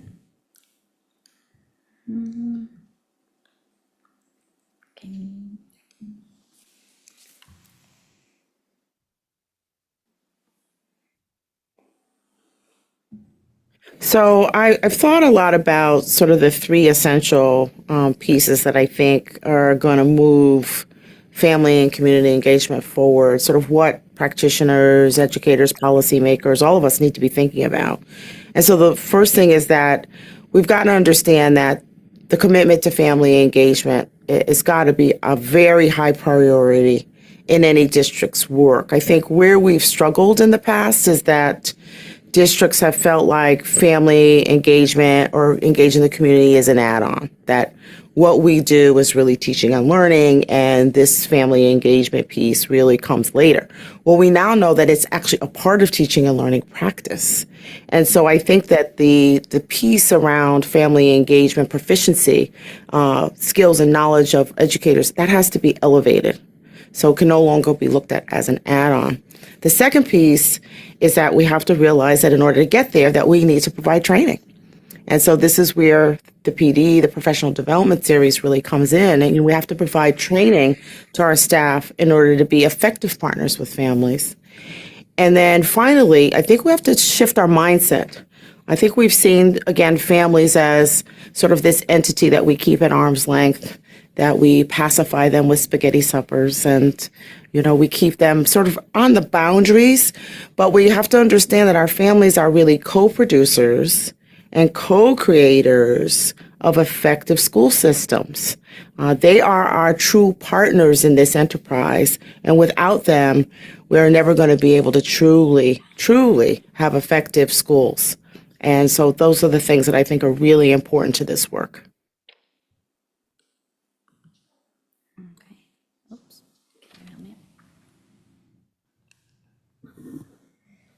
So our commitment has to be our priority. We do need training, and we have to change our mindset for our families to be our co-producers and co-creators in this partnership for our effective school system. And we end up right here. If you have any questions for us? Yes? Oh, sorry. Go ahead. Okay. I have several, so let me know if you want me to ask one at a time. No, go ahead. First of all, I love seeing the timeline because I remember as these things have happened, and I really appreciate your capturing where we got from to here 20 years ago. And also hearing about this, 7 years ago when I wasn't on the board, and hearing how you and Claudia Urena worked together at that time, Ms. Blefko. Questions about, one is regarding the total numbers. So since these are your informal numbers of things like parent conferences, does that mean there's also a whole bunch more that are formal that we're not seeing in this data? So the data that we track is like we have our formal form for staff when they can do requests for interpretation translation services. So every time that they need for us used to be able to help with interpretation for an event, to do a parent-teacher conference, they had to fill out that form. We created a protocol also for our staff to have an idea about timing, when can we turn in a paper if they are doing a translation. So those are the formal ones. Now, informal ones is we have our own tracker. We have our own tracker. When we receive a call, there is an emergency here. When we receive a call from a parent. So those are informal. So you can see that the formal one, we have 365 requests, but our informal one is like 1,200. So, exactly. And it is going in increase, because those are the calls that we had to, we want to track that as well. So the informal one, each family liaison, when they receive a call, when they are asked any task, they are the ones that record it. Let me ask another one. Yes, ma'am, go ahead. Okay, I also have a question about what we are doing as a district, and this is partly because I have my own lens, what I'm doing as a teacher in another district, and I generally remember how we got to texting as a better mechanism versus email, and so is it all WhatsApp? Is that where we settled? Is that like the platform we're using rather than something like talking? Do we use talking points? And then is there something that you're using as a team? So if there's a teacher in a classroom and a parent reaches out and, expresses that they prefer to communicate in Spanish, does the teacher use one mechanism and then the family liaison connection uses something else? Or is like the whole district using what are the different things that are happening at the same time? That's a great question. Yes, we have different tools, but the teachers can use talking points. Okay. They can use Class Dojo as a tool to communicate directly with the parents. Now, we use WhatsApp and mostly to communicate with our Spanish-speaking families, okay? We have some families that, like Ruth was mentioning, our Latino families are used to that. They can record a voice memo, and it will be like, so for us is to remind our parents, hey, remember that we have this event for your school today. So each one of them, since each one of them has 3 schools, they will send a message, remember to come to the PTSO meeting today, or we have this kind of event. That's the way that we communicate with them. Now, they can communicate also with us through WhatsApp, like privately, like saying, okay, my child is sick. I need you please to tell the school and the teacher. So just what, so there's an advantage, because I use WhatsApp a little bit, but so there's an advantage in like almost like a literacy versus like a language, so you don't have to be typing everything, there can be the oral communication? Exactly, so we also can record a voice message and they will be able to hear it. And then, yes, for our families, they have like challenges for literacy, yeah. Thank you. Okay, come here. More than half of our families use that feature, and I think that's one of the main resources that they like it. Also, I want to add that WhatsApp allows families who don't have a phone line to communicate with us. We have multiple families who just can't afford to pay their bill month to month, so they can communicate with us there. Thank you. As well as like they have a number from other countries, but they can use WhatsApp as well. Ms. Hauser? Yes, thank you for being here. You know, when people say, what are you really proud of with Orange County Schools, the list starts with what you all are doing, and it's just really impressive. And it's funny because sometimes it sounds like translation services, but you're really doing this community building that is so rare, and it's fantastic, and it's making a difference. So thank you so much. So I have a couple. First, I just want to say I am 100% in on devoting a family liaison at Cedar Ridge and Stand Back, and I'm curious why Efland isn't on the list, and I would ask New Hope too, but New Hope has a lot of Spanish-speaking people in the building, but Efland not so much. So I was just curious if we looked at Efland too. Yes, Andrea Lutri is our family liaison for Eflin Cheeks and as well as Gravelly Hill. What we're talking about is the day-to-day. So Jeanette can attest about her day-to-day, like in Stanback and in Cedar Ridge. And I know we have a lot of families that speak Spanish in Eflin, but her needs, especially with mental health crisis, with maybe parents that want to have contact with the teachers, and the needs are greater in that area. But as well, I mean, I think every school should have one. I agree.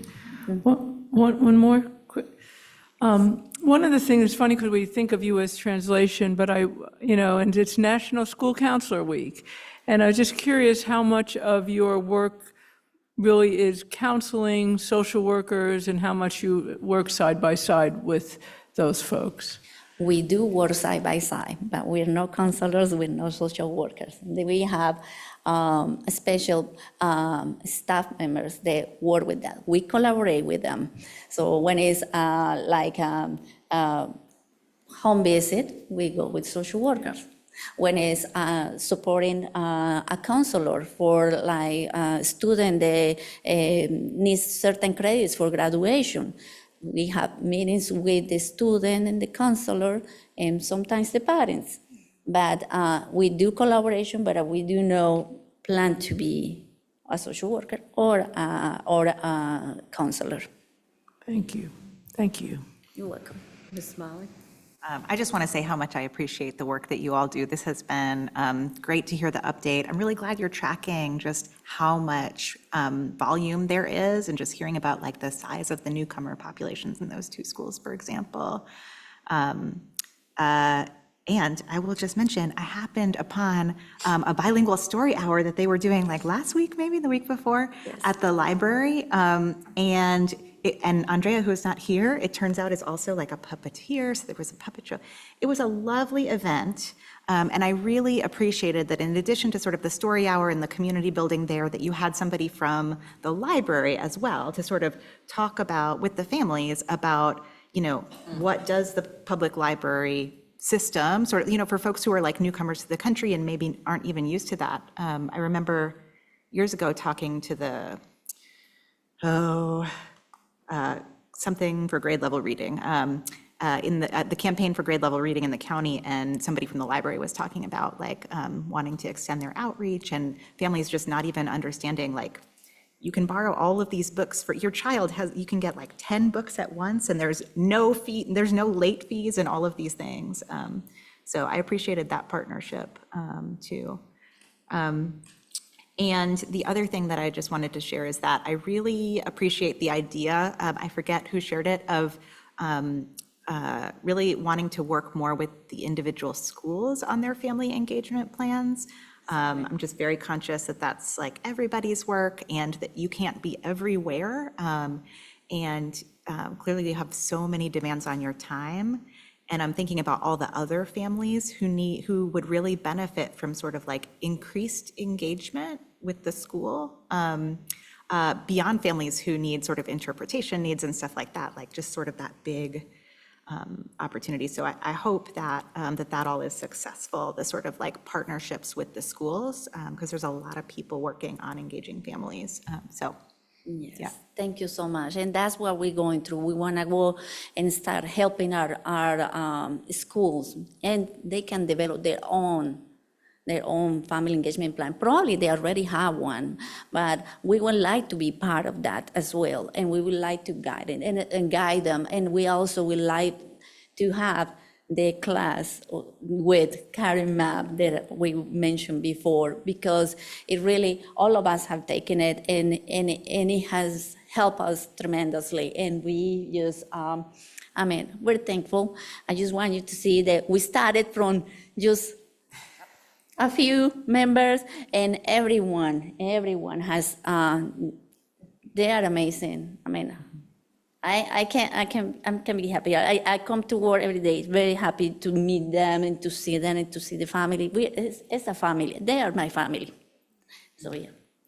And Sandra's being very, very humble. She's already mentioned to you all that she's taken some training and made the whole team. They're classified staff, except for Sandra. Anyone who's known Sandra long enough knows where she comes from. But these are classified staff, but they're also engaged in rigorous professional development. Taking this program through Harvard edX is a big investment of time and energy for them. They're picking up other skills like becoming notary publics, because they are asked to do a lot of help, really hand in glove with different parts of the school system. Sandra's engaged in leadership training right now in a national network of Latina leaders. Donette is going to be going to school this summer to become a school counselor. You met Andrea Lutri, you know what she's doing, and actually what was great about the event that you saw, Ms. Smiley, was that our own team took the initiative to create that event with the county library, which speaks to the way they operate within the school system. And then, of course, the Empoderando event, which I know many folks have heard about, and you're going to see more fruits from that. There's a video of what happened when this team gathered and really created community, and hundreds of people came to A.L. Standback, and there's going to be a booklet that brings those stories out and makes them available to a wider public. I just have to say, as a closing word, thank you to Rhonda Rath for pulling together the demographic data that helps us to understand why this is difficult. In the past 5 years, while there's been a slight net decline in the number of students in the district, the number of Latino and Hispanic students has gone up by 400 over the whole district. You mentioned Efflin Cheeks, Ms. Hauser. Grady Brown and Efflin Cheeks have about the same number today of Latino or Hispanic students. And so we look at all of those and want to make sure that everyone's being served well. Cedar Ridge, at well over 40% Latino and Hispanic, has a significant population with very specific needs that we can meet. Orange, because of the size of the school, also has a very large population. And these students, as they're getting ready both to enroll and then try to graduate, have very specific needs that our team really knows how to meet. So we're always thinking about how to align the resources in the district and make sure that everyone can be at their best, starting with our students. And so thank you for your support of the program. Go ahead. I have one more question about the numbers regarding newcomers, and it said that there are 88 total newcomers right now. Oh, didn't it say that? I think that just means that this team was responsible for directly helping to enroll them. Okay. And to be clear, what you were hearing was from Sandra, Donette, Ruth, Senya, and Andrea.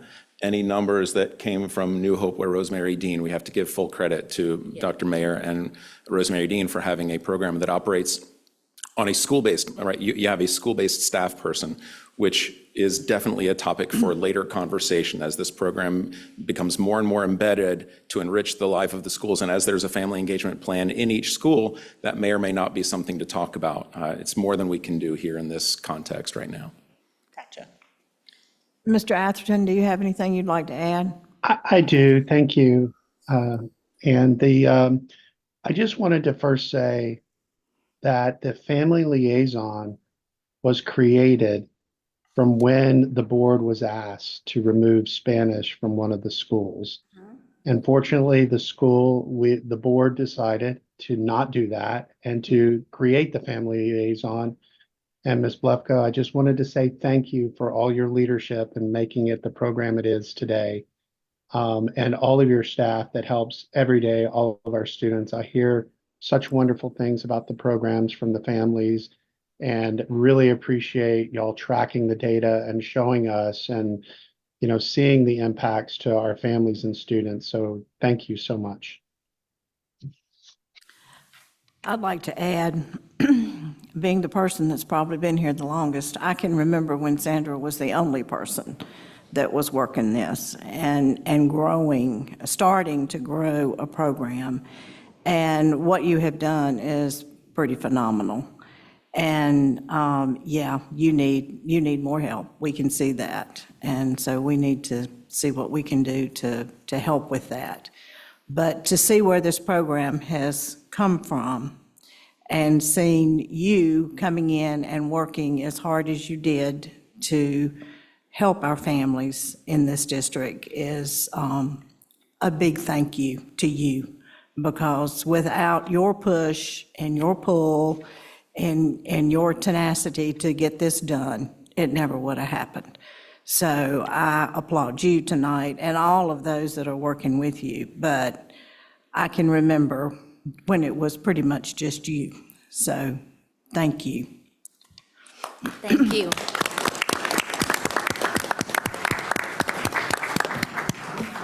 Cannot do it alone. It has to No, be you all of can't. us. So this is not mine. This is everybody's. Thank you. We appreciate everyone's work. Thank you.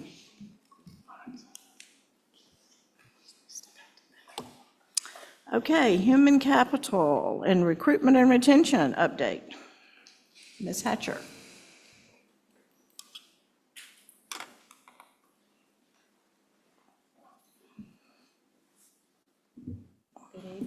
Good evening.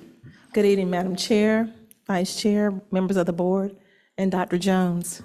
I am solo tonight. Ms. Bremer does not feel well. She sends her regards, but the show must go on. So I'm here to give you all have seen our presentation, but I do want to just highlight again, we have some data that we would like to share with you as well around our staffing and recruitment. As you know, regarding our staffing and recruitment, we always are at our foundation for our staff and recruitment is girded around our strategic plan and our equity plan that is aligned with Goal 3, which deals with our exemplary staff. We want to recruit, hire, support, and retain cultural, proficient, highly qualified, committed staff to our students to ensure that our students have an excellent education in a welcoming environment. And then also, too, that mirrors our equity plan while hiring and retraining staff that reflects the diversity of our district. And overall, so our students will see teachers and staff that look like them. Next slide. So tonight, we're going to give you a little breakdown of several categories. And the first category we want to talk about is, what do we know about our applicant pool? The state has, I'm pleased to announce tonight that to start our staffing update, I'm going to start by sharing some information about our applicant pool. Over the summer of '22, the state pushed out a new applicant tracking system. This system has allowed us to do a number of things. It has allowed us to collect data around our applicant pool, for example, and filter out applicants by categories, by position, title, the universities in which they attended, as well as a host of other criterias. We can also have optional data selections on our application that provide us with race and gender data. By examining this data, by examining the demographics, the qualifications, and the applicant sources of our candidates, we can tailor our recruitment strategies for our greatest success. And as you see here, when you look at our data, you can see here from January 1 of 2023 to December 31st of 2023, we had 851 teacher applicants. You can see the ethnicity breakdown of those applicants.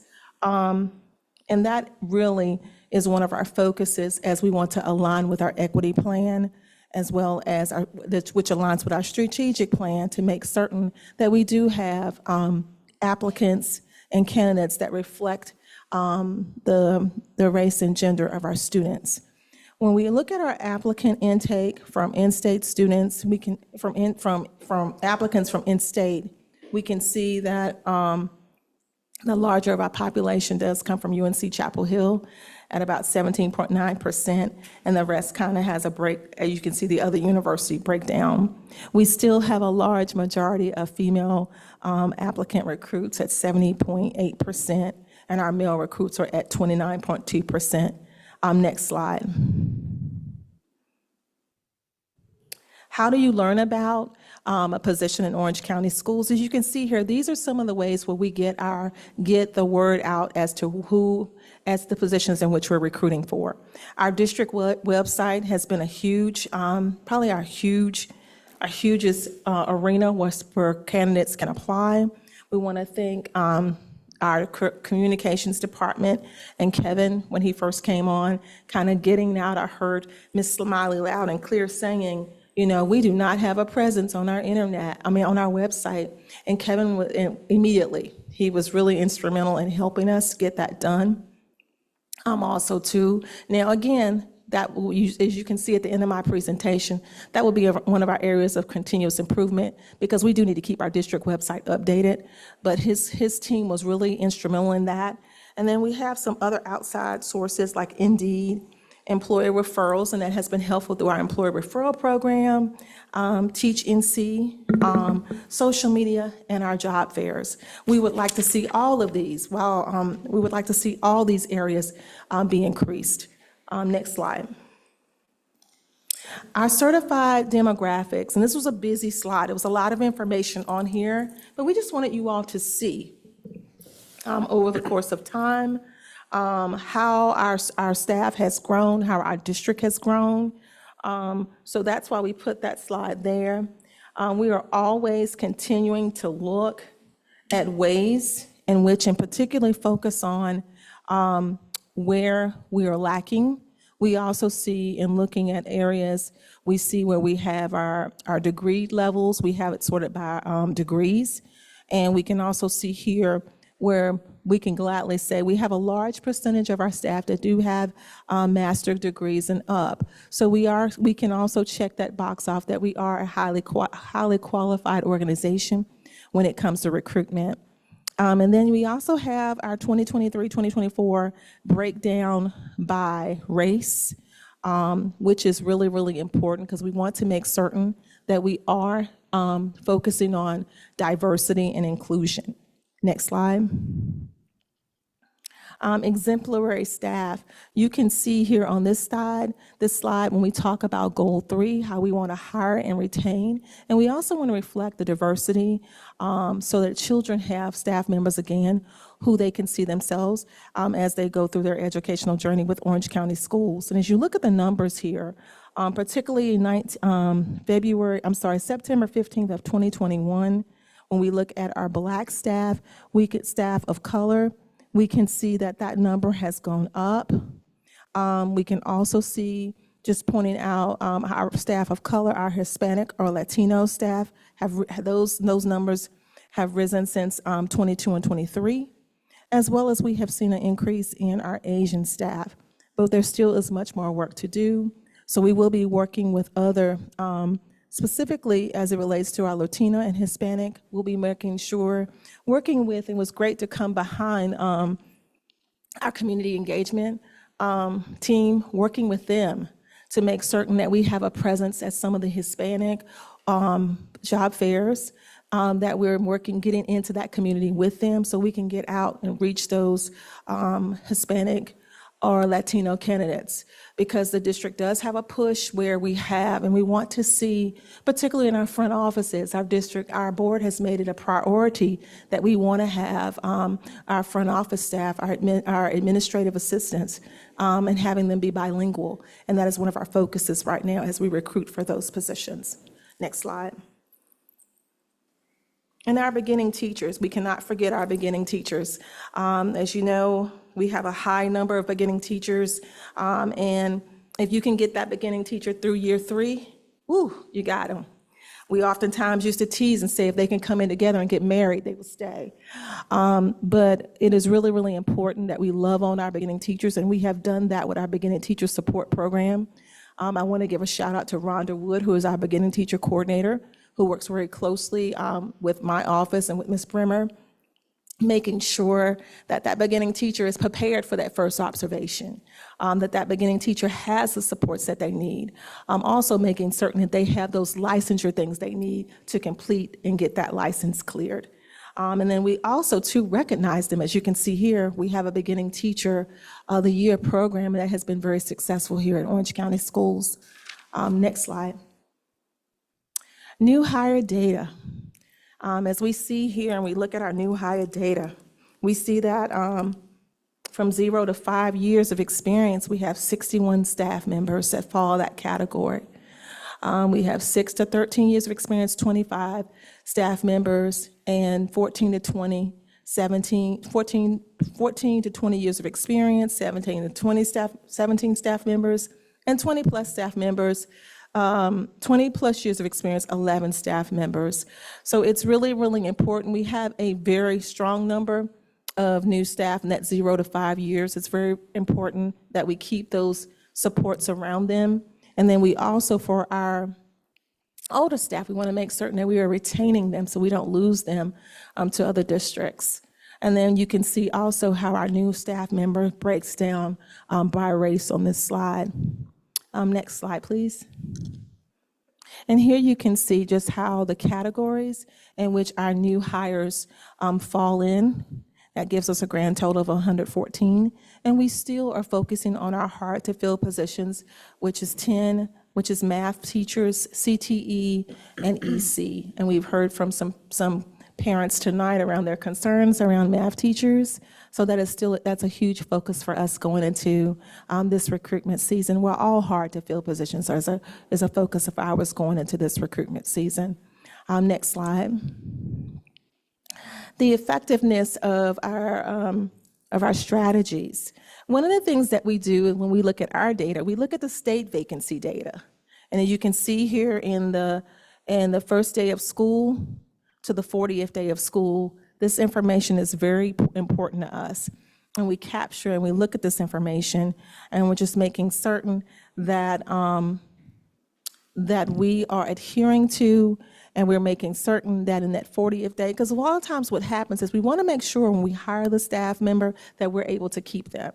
So it's really critical that we make certain that they get onboarded correctly, they get all the information they need, so we can definitely keep them the entire school year.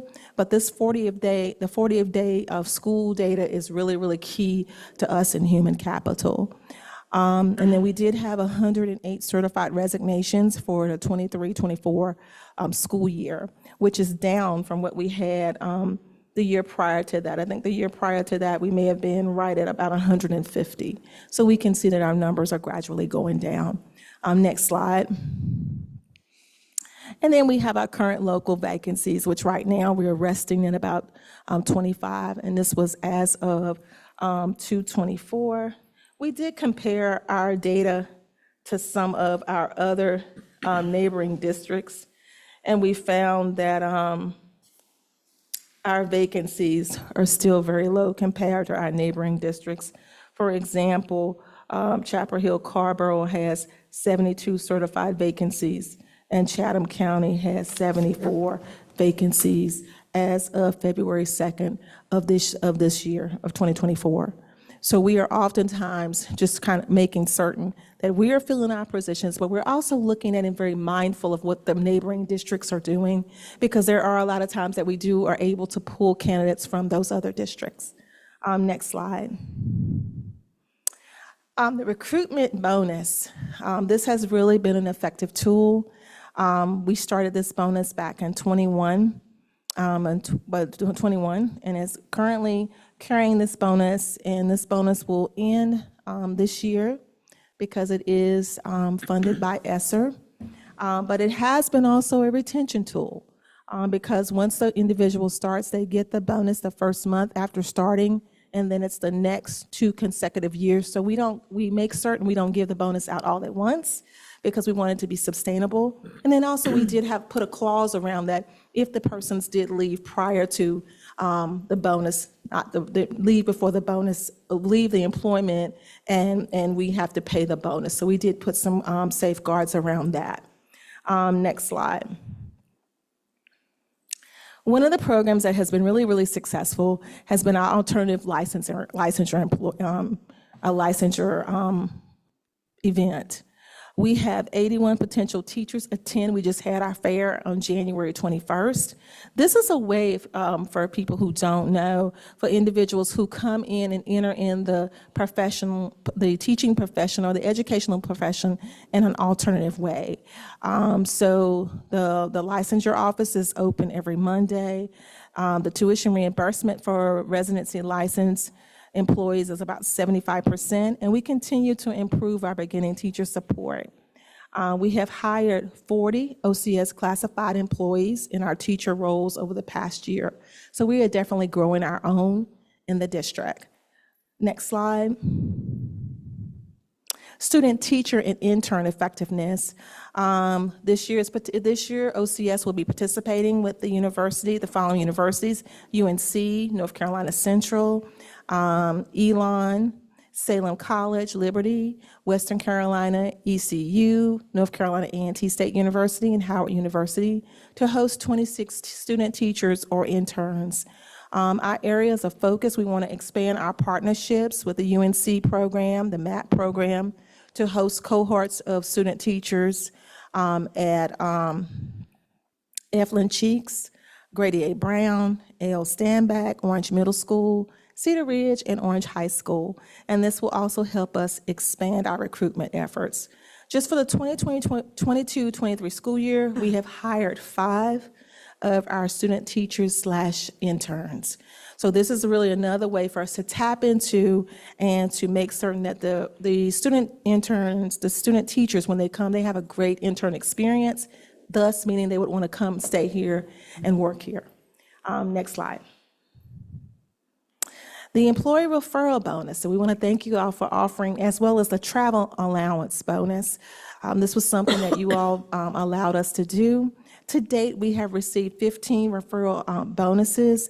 We have currently not paid any bonuses at this time based on the criteria. Our relocation bonus was great last year. As you all remember, we were able to hire a couple that came to us from Iowa, and they are still here with us, and they're working at Gravelly Hill Middle School. So we are really, really excited and was glad to have that to offer. And this is another way for us to pull candidates who are coming to us from out of state who need that relocation assistance.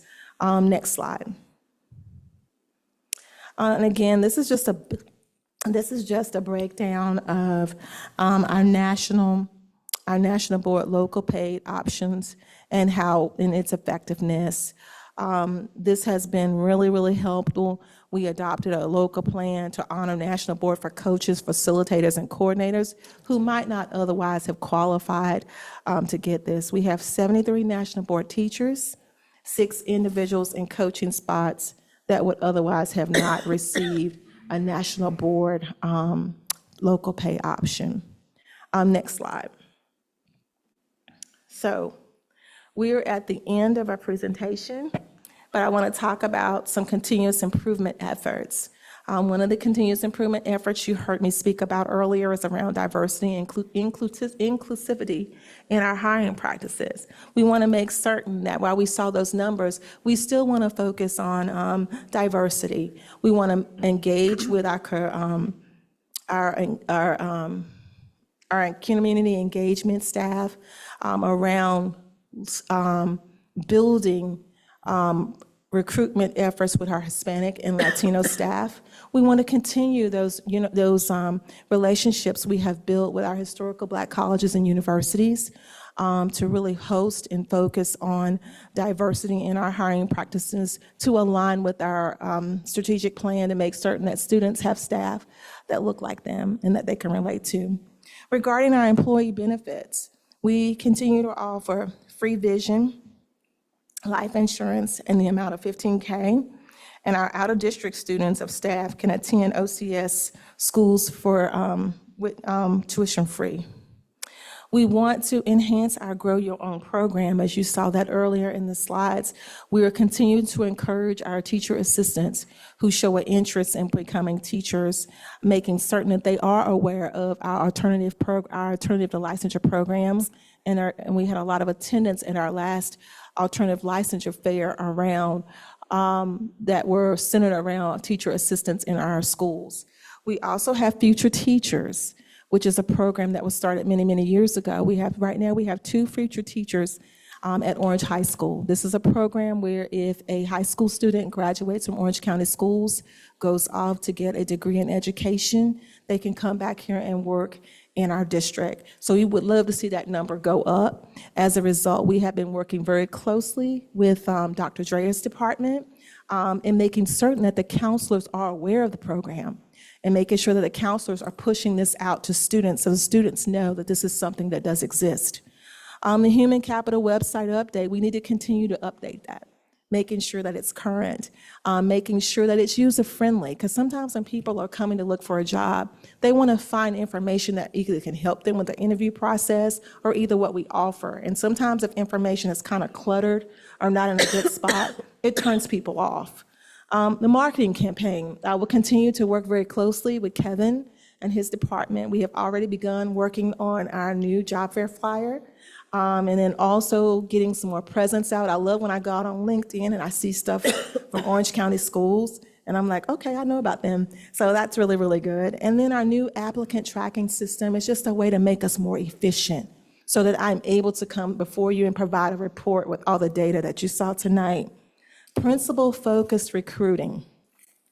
This is a huge push of mine. When I first got here, I was trying to go to all the job fairs by myself. I mean, that's great. But, I don't know, the principals need to be there. They know what they're looking for.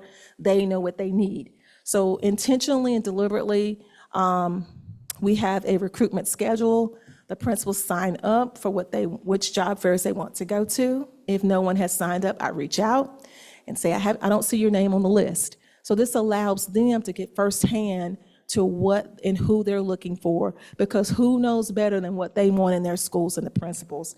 And right now this year, we have about 8 job fairs that are scheduled starting with February 22nd and going all the way up to about April the 13th.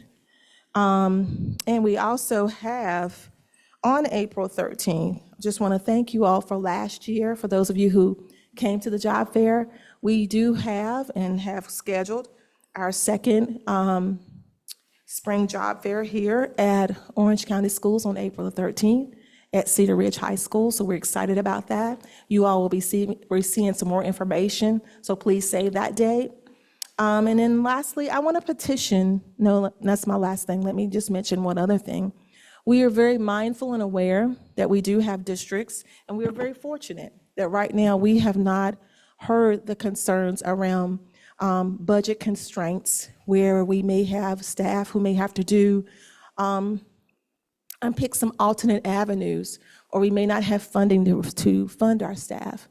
Those districts near and dear to us who have identified that there are some funding challenges, I will be reaching out to them to make certain that we have room over here, to make certain we can get some of those folks over here in our district. That's a recruitment effort that me and my new superintendent talked about this morning. So we're going to make certain that we're reaching out to those local districts who are experiencing some funding shortfalls and see if they want to come over and work here at Orange County Schools. So my last petition, in order for that to be effective, I'm going to be asking and petitioning for our recruitment retention bonus to continue because it is currently funded by ESSER, and that funding does end in September of 2024. So at this time, if there are any questions, I will take them now.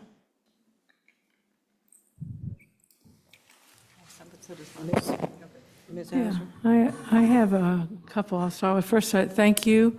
And I was afraid to ask that question about what conversations are we having with our neighboring districts, so thank you for sharing that. I have, first of all, just a simple question on page 18, the referral bonus. It says, to date, 15 referral bonuses received, none currently paid out based on criteria. What does that mean? There was a criteria around, so you can refer someone all day, and we love the fact that people are, but we need to make certain there was certain criteria. The person that you are referring, we need to make certain that they have completed the criteria. There's a certain amount of time the person had to work, it's 6 months. And then after the person started working, how has their performance been? So we need to, while we have those, we need to look at those and see, look at those 15 and see if they did meet that criteria. So that has not been done. Okay, so we're not sure that this program may need to be tweaked a little to make it work? It's not the program, it's just the timing of when we receive those. We need to go back. Some of the individuals, a person may have worked 2 weeks. Oh, I'm gonna pick on Dr. Moore. I referred Dr. Moore, but she only worked 2 weeks. And then we also have to look at, did the person stay or did the person leave?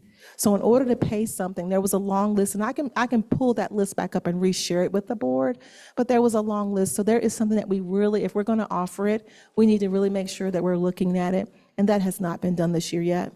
So I will own that, but we need to look at that and just make sure that if we put it out there, we are utilizing it. Yeah, it seems like it's, what's a better salesperson than the people that work for us, right? Yep, I totally agree, Ms. Hauser. Yeah, so I have others, but I'll cede the floor. Ms. Mile? Yeah, just to add on to that bit, and then I'll share my question. I wonder if staff would benefit from strategically timed reminders about this referral bonus, a little bit later this spring, you know what I mean? So that it's fresh on their minds Yes. too. Yes. At the time when their colleagues might be thinking about it somewhere else. This was great information, so thank you for sharing all of that. It's really exciting to see the continued sort of increasing racial diversity of our staff members, of our teachers, and that progress is continuing.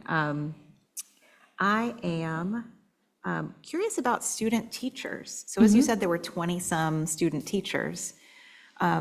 I'm sure those programs have specific criteria and things, but what I heard was 20, however many number of people in classrooms potentially able to tutor students and do things like that. So in terms of the student teaching program, do we have some level of say over, are we able as a district to be strategic about the kinds of activities those folks are engaged in? Is it currently sort of up to the individual teacher, or I'm just thinking about all we've learned from the North Carolina Ed Corps and stuff like that about quality tutoring. With the student teacher, the teacher does come with a criteria. We work very closely with the university because you do know it's part of their program. So we're making certain that they are getting, it's not just, okay, you're gonna sit over here and watch the children. I mean, it has to be aligned with the syllabus that they provide and all that good information that we get as a district. Ms. Bremer does a great job with working with, we have some relationships with a lot of the universities. So we're able to see and we know what is required. But for the most part, the student-teacher experience, it doesn't vary. It doesn't vary from university to university. It's just making sure that when the student-teacher gets here, there's a really good conversation with the principal around, hey, these are the things that they need to do, making certain that they get a really good experience. Because one of the things too is when we went to, I'm reflecting back when we went to Elon, and you all know Elon is right there in Burlington. Also, it's very close to Guilford County. what I found, and we have a lot of student teachers, we have several from Elon at Grady A. Brown and at New Hope. What they said was they liked the fact that Orange County Schools was a smaller district. They got more time with the principal, with the staff, and it was a better experience. So that was some of the feedback that we were hearing. But to answer your question, we really make certain that we are working very closely with what that school is providing us so that we don't miss the mark without them getting a really good experience. Because again, that's a huge part. If anybody in here has been a teacher, student teaching is a huge part. It's almost like your practicum or your practice before you actually get in front of the students and start teaching as the teacher of record yourself. Ms. Doyle. I have a couple questions. One, thank you for reminding me about the National Board Teacher Local Pay option, which we did a couple years ago. So that must be part of our continuation budget, because I think that has been a couple years. So the state pays the additional like earnings you'd get for National Board certification for most certified teachers, but there were certain who were getting left out, right? And that's what we're paying locally, those particular ones. Am I correct? Is that correct? Okay. Thank you. And then I just wanted to make sure I understood correctly, the slide that talked about the hard-to-fill math positions, the 10 math teacher, those are not current vacancies? No, ma'am. Those have been, like, have they been identified specifically, like these specific positions are, or is it generally, math positions in this grade level are hard to fill? Like, are they very, you don't need to tell me exactly where they are, but are they specific, like schools and tiers and specific schools, or is it like, these are all of our 6th through 8th grade math positions? Or We are intentional and deliberate regarding when we have a math opening. Those hard to fill areas, particularly, we are intentional and deliberate about that. You saw math, you saw EC, and you saw CTE. Yeah. When we're looking for recruiting, we're not just saying, okay, if it's a math vacancy, we're looking across the board, across the district. So it's not just a 6 to 8, it's a math position. And when we post for our job fairs, we're saying math. We may say math, then we may break it down. We may say 6 to 8, 9 to 12, because we want to make certain that when we're getting out there, we're getting what we need. Okay, thank you. Yes, ma'am. So first, to just follow up on, do we build a bench? So if someone comes to us and says, I'm interested in working for you, but I don't want to leave my job until the end of the school year. Do we make offers and continue, Ms. Hauser, I'm glad you asked that question. So last year, what we did, when we do our job fair in April, we had the opportunity last year to offer what was called early contracts, contingent contracts. We walked away from that job fair, and those of you who were there, you could tell how excited we were. We had 6 contingent offers on that day. Could have got a few more, but understanding that the principals wanted to have some collaborative recruiting efforts with their team. They wanted to have the people come out to, the job fair was on a Saturday. They wanted people to come out to their school and visit their schools. But we had 6 contingent job offers and contracts last school year. And the way we set that up was we were able to, in the job fair, to run the background check and do all that information there. And they get the contingent offer contingent on the references coming back successful and a clear background check. So, if we got 6 last year, we want to double that this year and get more. So we're really, really excited about that. But that is how we were able to secure a lot of the individuals. For those of you who were at the job fair, it was a interviewing job fair. It was not just, hey, how you doing? Let me take your resume. They were interviewing. And the principals did an excellent job. Yeah, great. Mr. Richmond. Yes, ma'am. So I have one question. We've been able to recruit and hire some wonderful social workers from Central. And I noticed you mentioned earlier that we have a shortage of male teachers, especially Black male teachers. Have we been able to tap into Central's MTI program, which is their Marathon Teaching Institute, and which their main mission is to recruit, retain, and prepare male students of color for excellence in the field of education?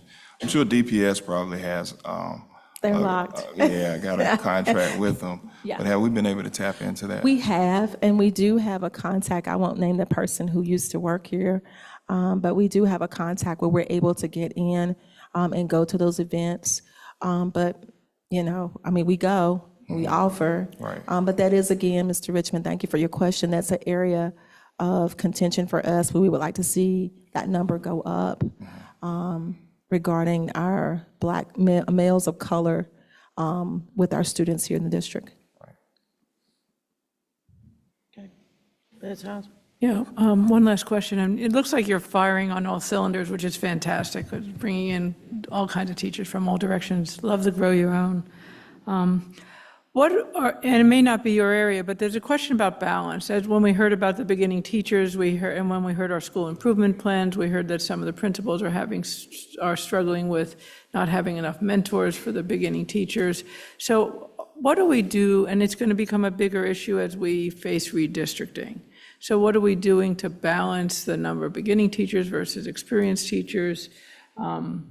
Absenteeism, maternity leave, we heard that from parent tonight, things like that. So what are we doing to make sure that the positions are being filled and we have a fairly across our schools? Well, number one, Ms. Hauser, life happens. Yes, it does. We want our teachers to have a work-life balance, and that means they're gonna start a family. But at the same time, I would love to be able to hire all teachers who come in and they don't have to go do an alternative license or their experience. But here, if they have the desire to want to come to Orange County schools, and if they feel the needs that we have, we can take beginning teachers and grow them just like we can grow anybody else. So I think we just need to look across the board. We need to also just be very mindful. The teachers that we have that are the older, more experienced teachers, that's when our retention piece is going to come in to make sure we don't lose them. Yeah. And then the beginning teachers that we have, it's really important that mentoring piece is so important, because that first to 3 years, that's hard. And we have to make sure that we wrap around them and we have programs. I was so glad when we were able, you all approved for us a couple of years ago to have a beginning teacher coordinator. And Ms. Wood is in there with those beginning teachers. She's there. She's allowing them to cry or do whatever it is they need to do to get through and providing supports to them. But we also just need to make certain too that we are very mindful. And staff voice matters, recognition matters. We see that with our Teacher of the Year. We see that with the program that Kevin and I begun last year. And Kevin, the name of the program escapes me. Reach. So those are some ways that we can kind of keep our teachers and our staff motivated. But it's going to be a collaborative effort across the board. I was so glad that the community engagement group came before me, because we need to do more work with them to pull in the community in helping us with staff in our schools. And that is one of our goals. So I hope I answered your question. Yeah, partly. So I don't. And let me just say it's this, hard, Ms. Hauser, I don't have a crystal ball. I wish I did. Yeah, and the truth is, you're getting them in the door. There's a question about the balancing across our schools, and that's I don't know that's your area, but that's the question I have is. And again, I think we're going to be under pressure as we go into redistricting to look harder at that. And not only that, we cannot escape the fact our numbers look great, but there is still a national teacher shortage. There is still people not going into the profession like people did a long time ago. Sometimes we go to a job fair and we don't see. That's why I'm very selective when we pick the schools who have yielded us good teachers before, because it's just not there. And it's just not here in Orange County schools. It's a national teacher shortage. But I'm very proud of our numbers. Have we arrived? No, we have not. That's why I said it's a continuous improvement process. You're doing fantastic. It's not just me, it's my team, and it's all of us working together. Thank you. Are there any more questions? Ms. Smalley? Thank you. I just, Andre's question about that, the program, the marathon program at Central And then Bonnie has made me think about, I realized there's another slide that you didn't do later about the sort of marketing plan that talks about strategies for retaining teachers of color, as well as sort of addressing some of the representation gap. And a couple of things that I saw there that I wonder if you could just share a little bit about. One is like district affinity groups, right? So like, just as the beginning teachers are like a community for each other, like as a Black male teacher, it can be helpful to have community with other Black male teachers. And then I saw Profound Ladies and Profound Gentlemen, which sort of plays a similar function, I think, for teachers. So could you just talk a little bit about how those are fitting into? That was work that I started with our former Chief Equity Officer, Mr. Williams. So I'll be working very closely with our interim equity officer, Dr. Dreyer, to make certain that we are lifting that up. But that was work that we started when he was here. So we will be continuing that. I just got one other comment. Mr. Richmond. Yeah, I want to thank you for the work that you're doing too. And I say that because I'm out in the district and I see where we've recruited and hired a number of our students as TAs and teachers. And so I'd like to see that continue. You know, maybe that should be something, the TA positions when they're available, push towards our graduating seniors.